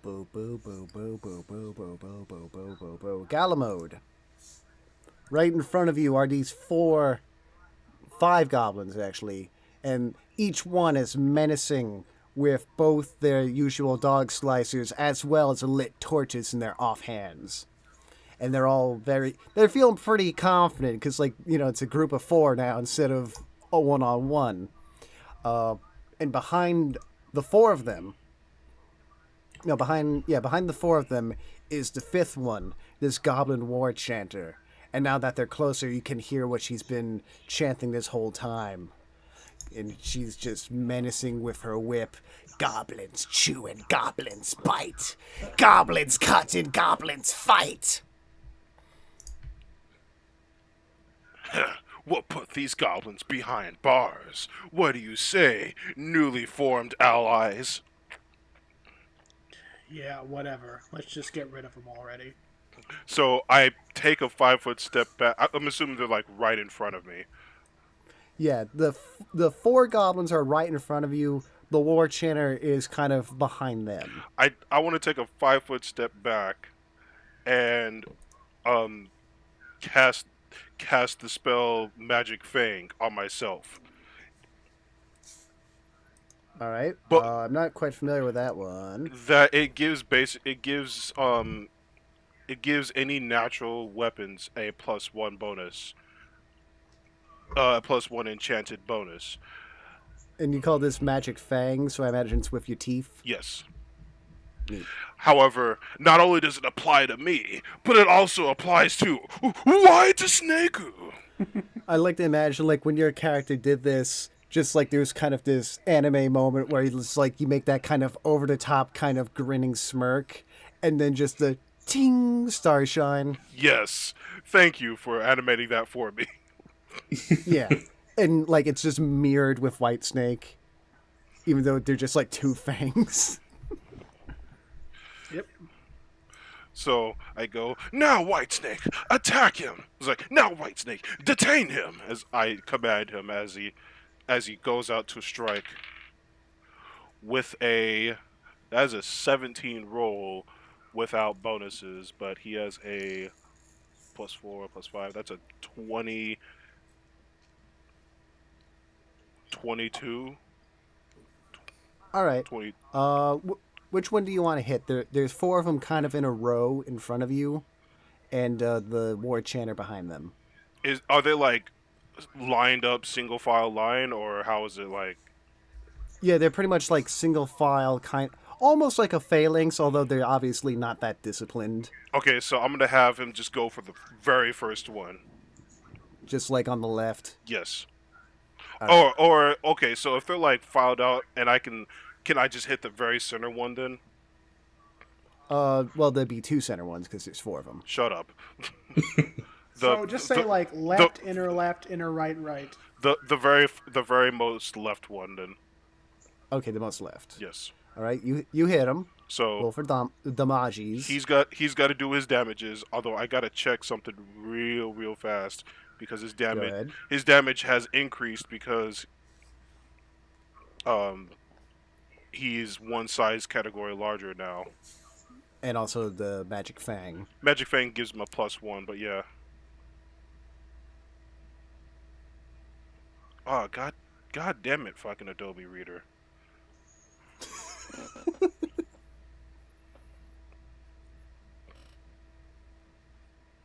It's like, I want to look at this. Are you sure you don't want to crash right now? Are you sure you wouldn't like to not look at it forever? So the damage is going. Wow, I rolled 2 1s. That's amazing. So that's 4 damage total. All right. So, I bite it and it takes 4 damage. yeah, Whitesnake kind of just leaning down, just takes a good bite out of this goblin. Like, leaves like a good chunk missing from him. And like he just kind of like feels up on his head where like he's missing a bit of scalp. But And go on. no, go ahead. But wait, his ability says once he bites someone, he can immediately initiate a grapple. Oh yeah. So roll the grapple. So you have to beat his grapple check And hit it. of a 23. And I believe that is a strength modifier, or maybe a dexterity. Watch him beat it. He does not. So not only did you bite this tiny little goblin, but this gigantic muscle-bound snake man just coils around him and just like, and just because like you are so big and you damaged him so much, just like you just dead, crushed. Rip in peace. And Galamode still has initiative. No, I used up. I have a move action. That's about it. So I really don't do anything with it. Yeah, because he casted a spell. Oh yeah, that's right. Never mind. Thank you. Moving on. Do. Next, actually, is the 4 goblins' turn, or should I say, 3 goblins? What about the one in back? She got different initiative. Okay. I'm counting different. All right, so let's take a look at everything that we got here. You got 3 Eidolons and 3 players. Yeah. So each of them, they each kind of get like a look in each other's eyes, and they kind of like do a nod their head, and they each throw their torches at each individual Eidolon. Okay, so what would I roll for that? No, I roll. Oh. All right, the one attacking White Snake. He got a with the modifier 14. Oh shit! He hits. All right, he hit you. He does. Fuck me. How am I gonna do? I have to get a coin. Are you serious? 1d2 damage. Yeah. Fuck. He did 2 damage total. The one going at Lionel Richie. I wanted to call him Lino for some. Okay. Thunder. He got an 11. Yeah, that's not even close. And the one going for Wolfgang got a 7. Ooh, just missed. Nah, I got a 15. I'm good. Okay, so like one torch just kind of bounces off of Whitesnake and the others just go wild and also hit other goblins and kill them. What? What? Yeah, they just, by complete happenstance, just managed to somehow hit other goblins running amok. Sure. All right. Whatever. Whatever. As to be expected for the injustice of this land now. Yeah, and they all kind of like look at each other's and realize like they kind of messed up there, and they all kind of back up at once and just crack from the whip of the others, and they all kind of get back in line. And next up is Wesley. Your turn. What does Christian Gang do? Chris is going to reload his crossbow and take aim to shoot at one of the goblins. There are only 3 left? There are 3 left. He's going to try to hit the center one. Alright, hit the center one. Wait. Go ahead, roll. Wait, What?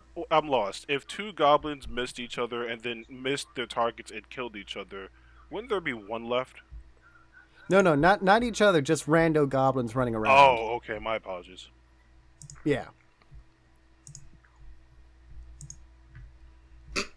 So yeah, roll the hit the middle one. Alright, so the total is 12. 12 is a miss. Darn. Just this bolt just past the goblin. Alright. And Wolfgang is going to draw his mighty greatsword and just stand at the ready, not doing anything else for that round. Alright, so kind of a delayed action.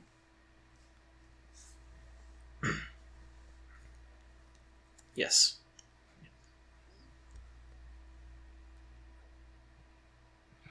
Yeah, so he's just kind of at the ready. So, moving past Reese and Wolfgang, we go to the War Goblin Enchanter. And she... what do we got here? What am I working with here?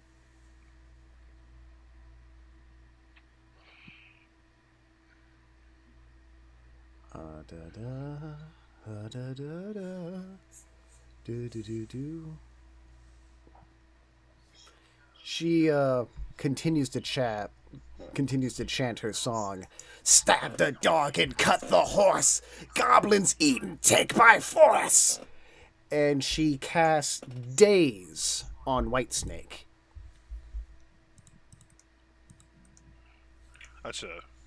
That's a will save modifier, if I'm not mistaken. Yes. Please hold, because I need to remember what my saves are.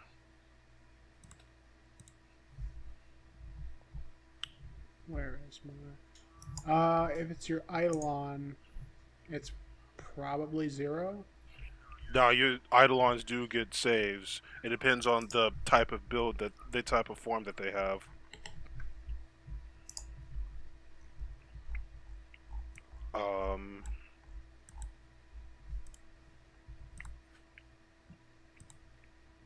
Will save. Serpentine gets the good will save, which is a +2, and his wisdom is a 10, so he just gets a +2 total. So a 19. That seems...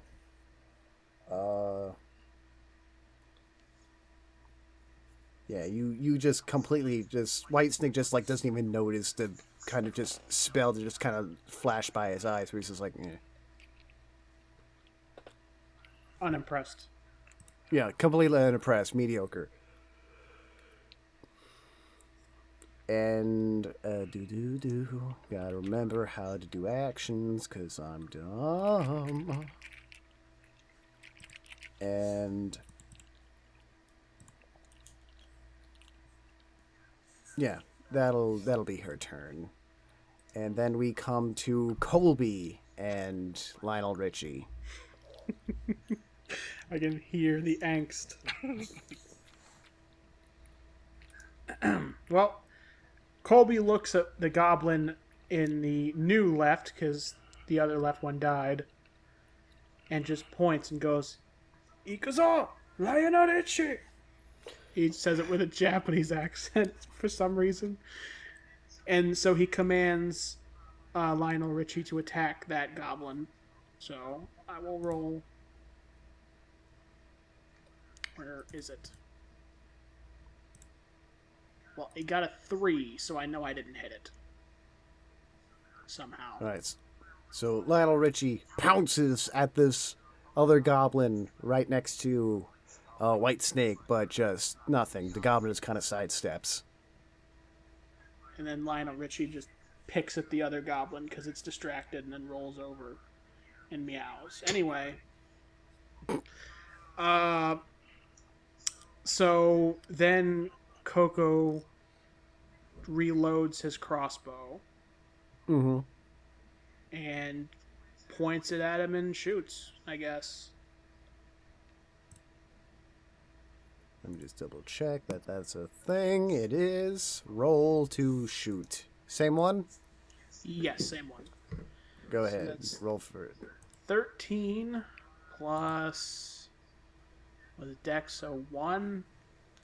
I don't think there's any other modifier, so it's 14. Alright, that misses. Makes me really And just sad. like the previous shot, just phew, over the goblin's head. And I believe that'll be your turn. So we go back up to Galamode and Whitesnake. Galamo does not like to take someone else's battle, so he directs Whitesnake to the snake on the far right side. The snake on the far right. I'm sorry, the goblin on the far right side. Same thing. Ike, white snaku. Hold on a second here. So you're going from after killing the one on the far left, you're going over to the far right. That would provoke 2 attacks of opportunity. I can't just go back and then. Uh, yeah, you'd be able to just kind of like back up and circle around them. Yeah. That'd be fine, yeah. Yeah, 'cause, I Alright, mean, so- he can move like 30 feet, 40 feet, something like that, so... Yeah, this serpentine Trogdor-esque monster just like lets the crumpled form of the goblin he had killed just slip off its body, backs up a good distance and circles around the other side to take out the rightmost goblin. Roll to attack.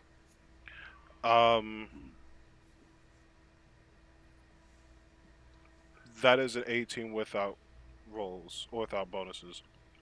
You probably hit Okay. it. Yeah, you hit him. Roll for damage. Let's see if I can get more than 2 ones. All right, that is a 7 plus 1 plus 2, 1. So that is a 9 damage. All right, how do you want to kill him? So I look over and I say, "Arrest him!" As he basically jumps forward, bites his shoulder, coils him up, and just like in one strict motion, just. Yes, let's arrest him by killing him. You've arrested several goblins already, and it's like, I don't think your notion of justice is the same as most. I don't think that word means what you think it means. This is anime. Justice has really no meaning. Also friendship. So yeah, another goblin dead, I, but you still have initiative. on the other hand, will briskly walk towards the last untouched goblin and swing at him.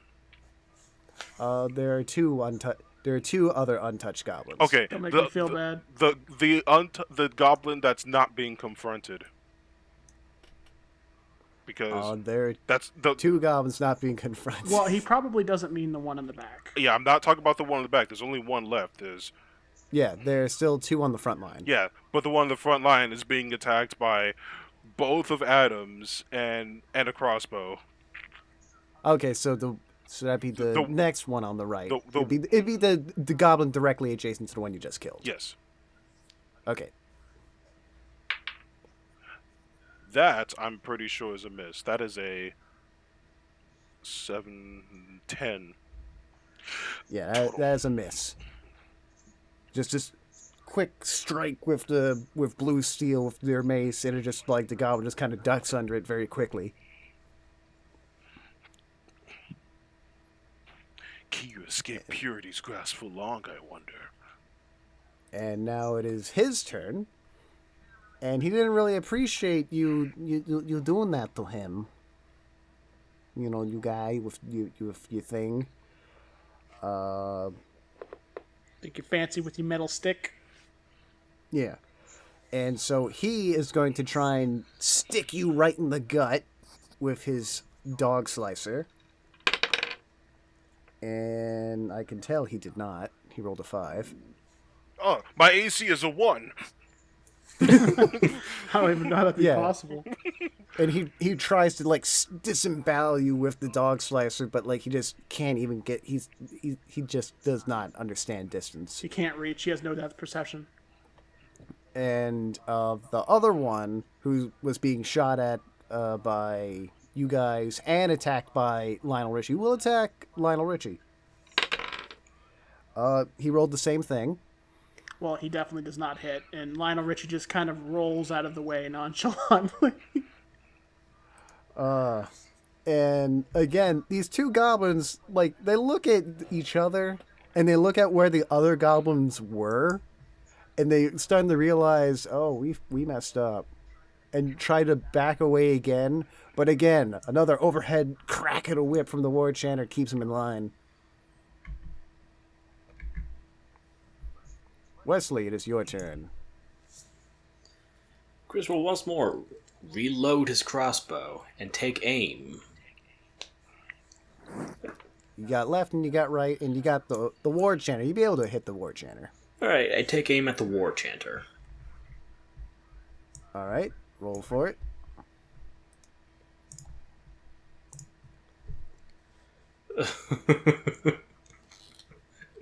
I got 11. Total? Yeah, total. And the War Chanter slaps it out of the air for whip. That is some precise whipping. That is some amazing whipping. Just does not care for your bullcrap. God damn, she's got what you need. A whip. God damn it. Out of frustration, I just turned to fucking Wolfgang, go fucking kill them. And Wolfgang will approach the goblin on the right, but he keeps his distance at 10 feet. Alright. And since, like, he's being attacked by 5 things right now, I'm going to give you, like, an advantage, so just roll for it. Well, he does have a reach of 10 feet. Yeah, just roll. What, you giving an attack of opportunity? No, I'm not giving him an attack of opportunity. I'm just saying, like, since he's engaged with, like... He's giving him more or less a flanking thing. Yeah, Gala mode and, like, Trogdor's on the right and Lionel Richie, Lionos over there. It's just like, there's a lot of stuff going on. This goblin is kind of like, oh no. Lionel Richie's just having a good time. He's like on his back, exposing his belly. Nothing can hit it, though. Yeah, it's his belly moves too fast. It's like Santana. I rolled total of 19. Alright, you hit him. Roll for damage. Is 2d6. That Alright. is a 7. How do you want to do it?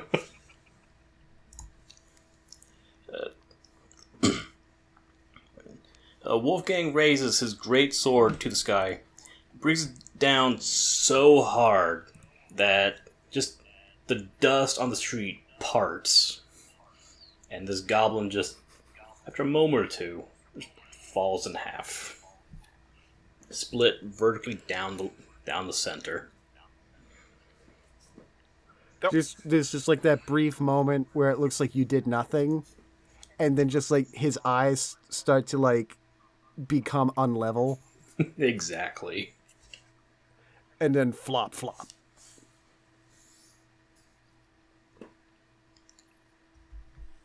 He's fucking dead.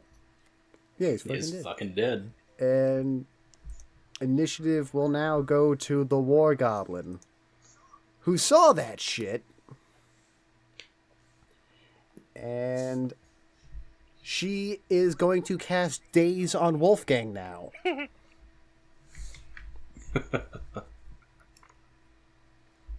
And that is, I believe, a will saving throw. Will save throw. Total 18. So yeah, you just again, she just like "Nyah!" and just like does nothing. Why And don't these you can see Eidolons- like Why aren't they affected? yeah, you can see like she's getting increasingly more frustrated, just like "Nyah!" Such foolish magic cannot be affected by the true beings of justice. Sure. Oh boy. And then it comes to Adams, your turn. There are 2 gobos left. There's a normal gobbo, the last remaining of the 4, and the War Chanter. Okay. Well, I am going to perform a full attack on the Bat Goblin. Alright, on the War Chanter. Yeah, With... my claws and my bite. Alright, go for it. Alright, so Is it one roll for a full attack? It's 1 per attack. Okay, well... Okay, Wesley, is Claws a single attack with 2d4? No, the way I understand it is it's kind of like having 2 weapons, but not really. So it's like your right hand does 1d4, and then a separate attack is your left hand 1d4. Okay, Yeah, so basically. roll 3 times. Yeah. Yeah, although you would not be able to do a full attack because you need to move to get to her. I have a 10-foot range. All right, good enough. I put reach on both of my attacks. All right. I prepared for this. For this So, specific moment. so with my first claw is 8, which as a total is... I know it's not going to be enough, but I'll check anyway. So it's As that first swipe goes past her, because I can tell you right now it's not going to hit her, she continues to chant, "Goblins race and goblins jump! Goblins slash and goblins bump!" Excellent. And with that, Lionel Richie just kind of meows and continues attacking. So, second claw swipe. 13 with And- modifier 2. That's 15, I think. And as another claw swings past her, not hitting her, "Burn the skin and mash the head! Goblins here and you be dead!" Oh, Christ. And with my bite, wow, a nat 1. Her teeth breaks. Just kind of imagine, like, he bit his tongue. Like, I'm Just like, ow, ow, ow. Lionel Richie, bite her. And he just kind of like, ah, but then he notices, like, a ball and walks off. Or Your he becomes Pokemon momentarily distracted. Your Pokemon does not want to attack. He just starts pawing at something. So yeah, you kind of go all out on this Goblin War Chanter and just nothing. Air, air. God, AC's such a bitch. And she just continues to mock and chant at you. Okay, well, I'm just gonna straight up take aim at her with my crossbow. All right. And, put in a bolt. Yeah. Fire nothing. And I'm just gonna be like, say goodnight, or some stupid shit like that. And fire.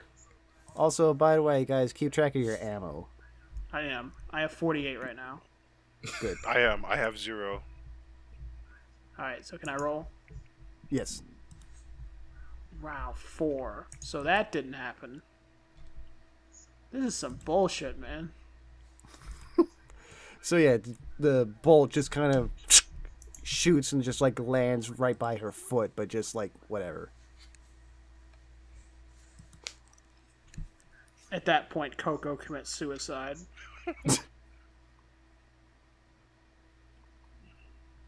No, at that moment, he notices that the chocolate he's been eating has been greasing up the crossbow. But he's just got sticky fingers. So that's your turn. And we go back to Galileo. Galamode. One of these days. Gallimode will not waste his perfectly powerful stance time against this measly thing. So he attempts to use diplomacy on it. He points at this goblin, who is obviously cowering, knowing that there's only one of him left, and says, "Look here, you shall not be killed, merely detained, if you submit now and surrender yourself to justice." I don't think the goblin's gonna do it. Can I make a diplomacy roll? You can. That's a 17 with a +5. All right. So, this goblin looks to his left, sees 2 dead goblins and a giant lion, looks to his right, sees Trogdor looking down at him. Looks forward, sees the three of you, two of you have crossbows shooting at him, and he kind of looks back at the war chanter, and like she's giving a real nasty look, and he just drops his dog slicer and just like starts scampering off. He just like brushes his hands like, that's all I wanted to see. Yeah, he just like scampers off and just like runs towards you and just kind of like prostrates himself down at your feet. So I pat his head and I just say, rest now. You shall be you shall be detained shortly. God damn it. It's so fucking annoying. you shall be incarcerated shortly. Mr. Joestar's soul is within Jonathan. It is good of you to submit yourself. Now, White Snake, attack their leader. Directly. I shout out. White Snake attacks the same thingy that White Snake attacks the war chanter. The war chanter, or runs up and attacks him. This one is less likely to hit, but we're gonna try anyway. This is a 4.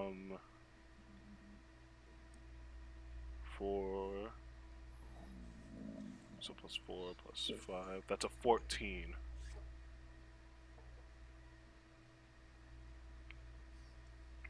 Total. 14 total is a miss. Alright. So it is the goblin's turn, although he is just going to spend it cowering at your feet. And he just kind of like looks up at you and he's like, good Longshank. Me, no. He's just kind of babbling. And we move on to Wesley. Chris calls out to Wolfgang, Wolfgang, cut her in half. And Wolfgang moves into position.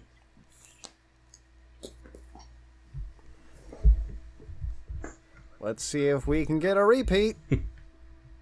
Are you killing the goblin that I just made surrender? No, I'm trying to kill the war chanter. Oh, okay, my bad. It's like I'm not evil. I'm neutral. Incarcerated. Yeah, that would cause a problem with Andrew's ridiculously justicey character. That's why I wanted to make sure. So yeah, roll to slap this war chanter, Shit. who you have all yet to injure. That That's can some bullshit, man. Total that can change. total 13. Did a total of 13 miss. He just kind of sighs to himself, walks over to Coco, and just casts guidance on him. You cast guidance on me? Yes. What does that do? It's a +1 to attack rolls. Oh yeah, I forgot I had that. I didn't. So you just kind of do a little jazz hands over to Coco, and like, I feel pretty good. Yeah. Yeah, Mike, and also my Eidolon gets it. Yeah, that's true. So it is the war chanter's turn now. The last goblin who has not died or given up. And what are we gonna do here?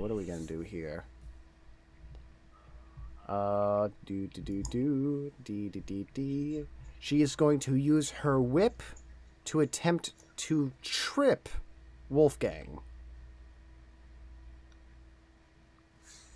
So, what kind of save is that? That's a good question. Let's see if she even hits him. Has to make a touch attack. That is a big ol' miss. Is it? And yeah, it's a big miss. She just nothing at all. And she's just like grinding her teeth by like how frustrated she is. And she's just like saying between her teeth that are just starting to bleed now. She's so angry. Chase the baby, catch the pup, bonk the head to shut it up. And it is Adam, your turn. You better hurry up and kill it before I out-ham you. God damn, it's like I haven't hit a single thing and it's pissing me That's off. why I gave you guidance, Oh damn my it. God. I know. So anyway, Coco looks over at the war chanter and without looking away casts his own guidance on himself. So that he can have +2. And by extension, Lionel Richie has +2. And then he points and says, Lionel Richie, get up and attack that war chanter, and I'll give you all the sweets you can eat already. And so Lionel Richie blinks for a second at Coco, and then shrugs, and then gets up again, turning to the war chanter and performs a second full attack. Go for it. Your stand is about as nonchalant as you are. So the first claw, nat 20. Holy All right, shit. that's a hit. So roll for damage. Well, that's a 1. That's not... Oh, wait. Isn't it a crit check or something? Oh, yeah. How do we do crit checks again? There's you roll again to confirm, unless they changed it in Pathfinder. Yeah, I believe that is how it is. So roll a d20 again. Just roll it as if it was a normal attack. It's 4. It didn't work. Okay, so it's not a crit. So you just automatically hit. Yeah, you just automatically hit him. Yeah, I'm just going to straight up cheat and be like, alright, roll. 4. Because I wasn't supposed 4. to roll before. For total damage? No, I have to check my modifier. It's strength, right? Yes. I Okay, believe this for is Vitalons. this is my character. I have to have 2 character sheets open. Strength is 2, or modifier is 2, so 6. Now I'll roll the second claw. Is a 1, so that doesn't hit. And the bite. It's a 15. Plus dexterity is 17. Okay, so the first attack, the claw, just swipes this war chanter right across her body, savaging her. And just like clutching the bloody wounds, she continues to chant more. Bones be cracked, flesh be stewed. Roll for damage on the bite. Okay, bite damage is 1d6. 4 plus 2 is 6. And she just continues, blood starting to gush up out of her throat now. We be goblins, you be, and just Lionel Richie, dead. And in that moment, I'm like, I think it's about time you took a nap. Oh, no. just Lionel Richie just bites the shit out of him. I like imagine just like when you say like bite the shit out of someone, I imagine like when a dog has a toy and it's just like has it firmly in its jaws and just wiggling it back and forth very fast, throttling it. That is the equivalent to your aura. Yeah, it's basically just like that, like real crazy.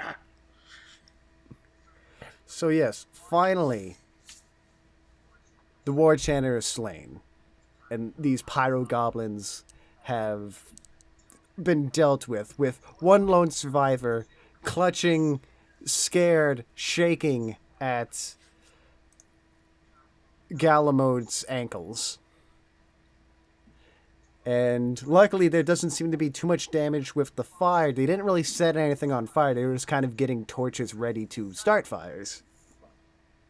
I appreciate how they didn't hit us once. They hit my stand. Oh, they. Oh yeah, well, they hit it. Yeah, They whatever. hit no one of importance. All right. Is he still big? Yes, this thing lasts 4 minutes. Yeah, it's hard to track time.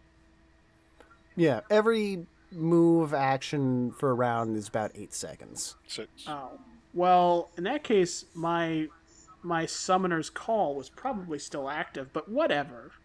We won. Whatever. Relax. One round So is yeah, you 6 guys, seconds. whatever. 8, 6, whatever. Get your numbers right, DM. Yeah.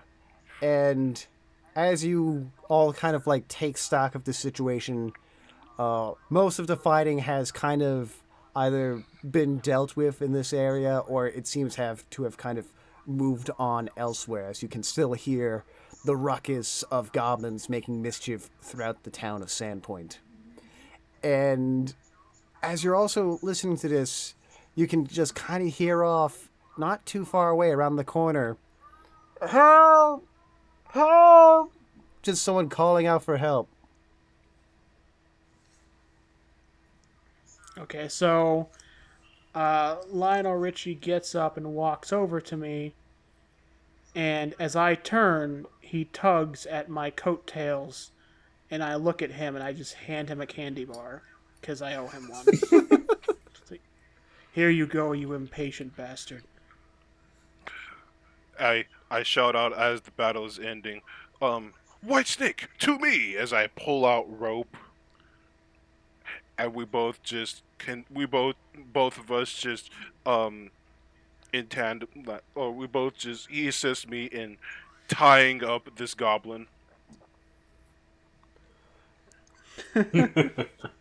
So yeah, you begin to kind of just like subdue this goblin who isn't really resisting at this point. He just seems kind of too scared. And it's like, good luck, shake me. Good luck, shake. That's good, goblin. Good. He's just kind of talking crazy. You kind of scared him pretty bad, and it's pretty easy to just kind of bind his arms and feet. Geez, why couldn't we get one of them sane goblins?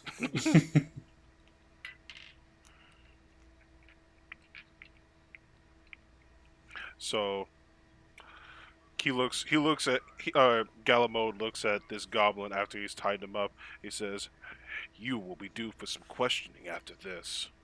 But it seems our work is not done just yet."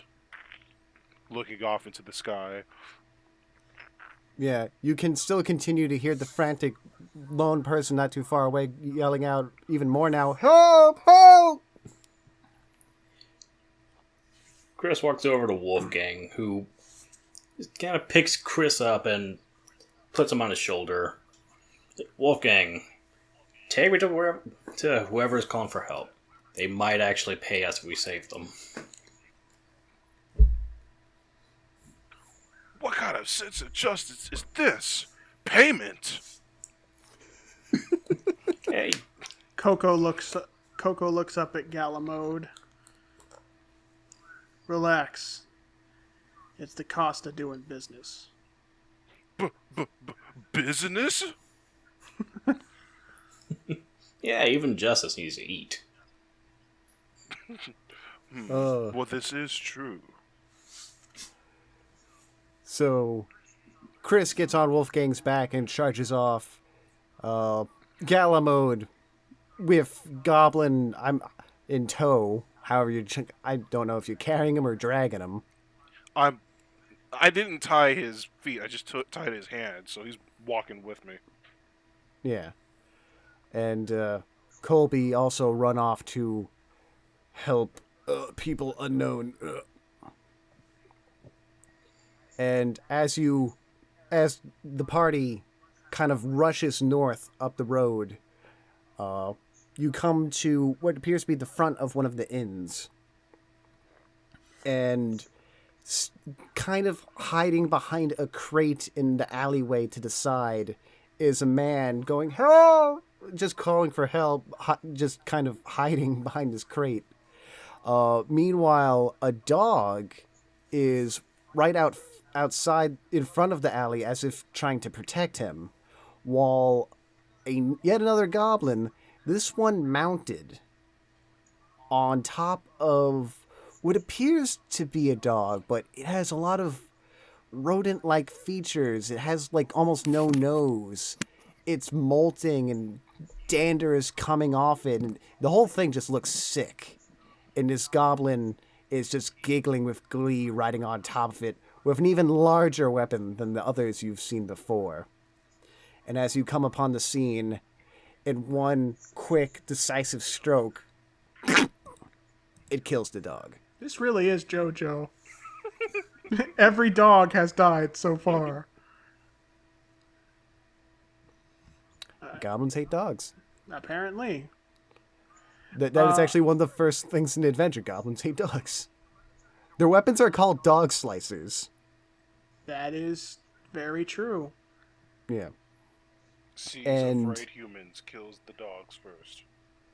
Yeah, and it is just like has the dog like skewered on this much larger weapon, and is just like over the top with glee, just ah! And as it does all of that, more goblins crawl out from the woodwork, apparently hiding from the dog, and also revel in the glee of this mounted goblin having slain it. And then they all turn their attention to the man calling for help in the alleyway. But, doing so, they all have their backs to you as you arrive on the scene. Just to let you know, this is going on 2 hours, almost 30 minutes. Yeah, this is where I was going to cut off. Okay. Yeah, and so essentially you guys would get a surprise round here, but it's been going for 2.5 hours. So with that, we will leave off the session until next week. Congratulations, guys. You killed like 5 goblins.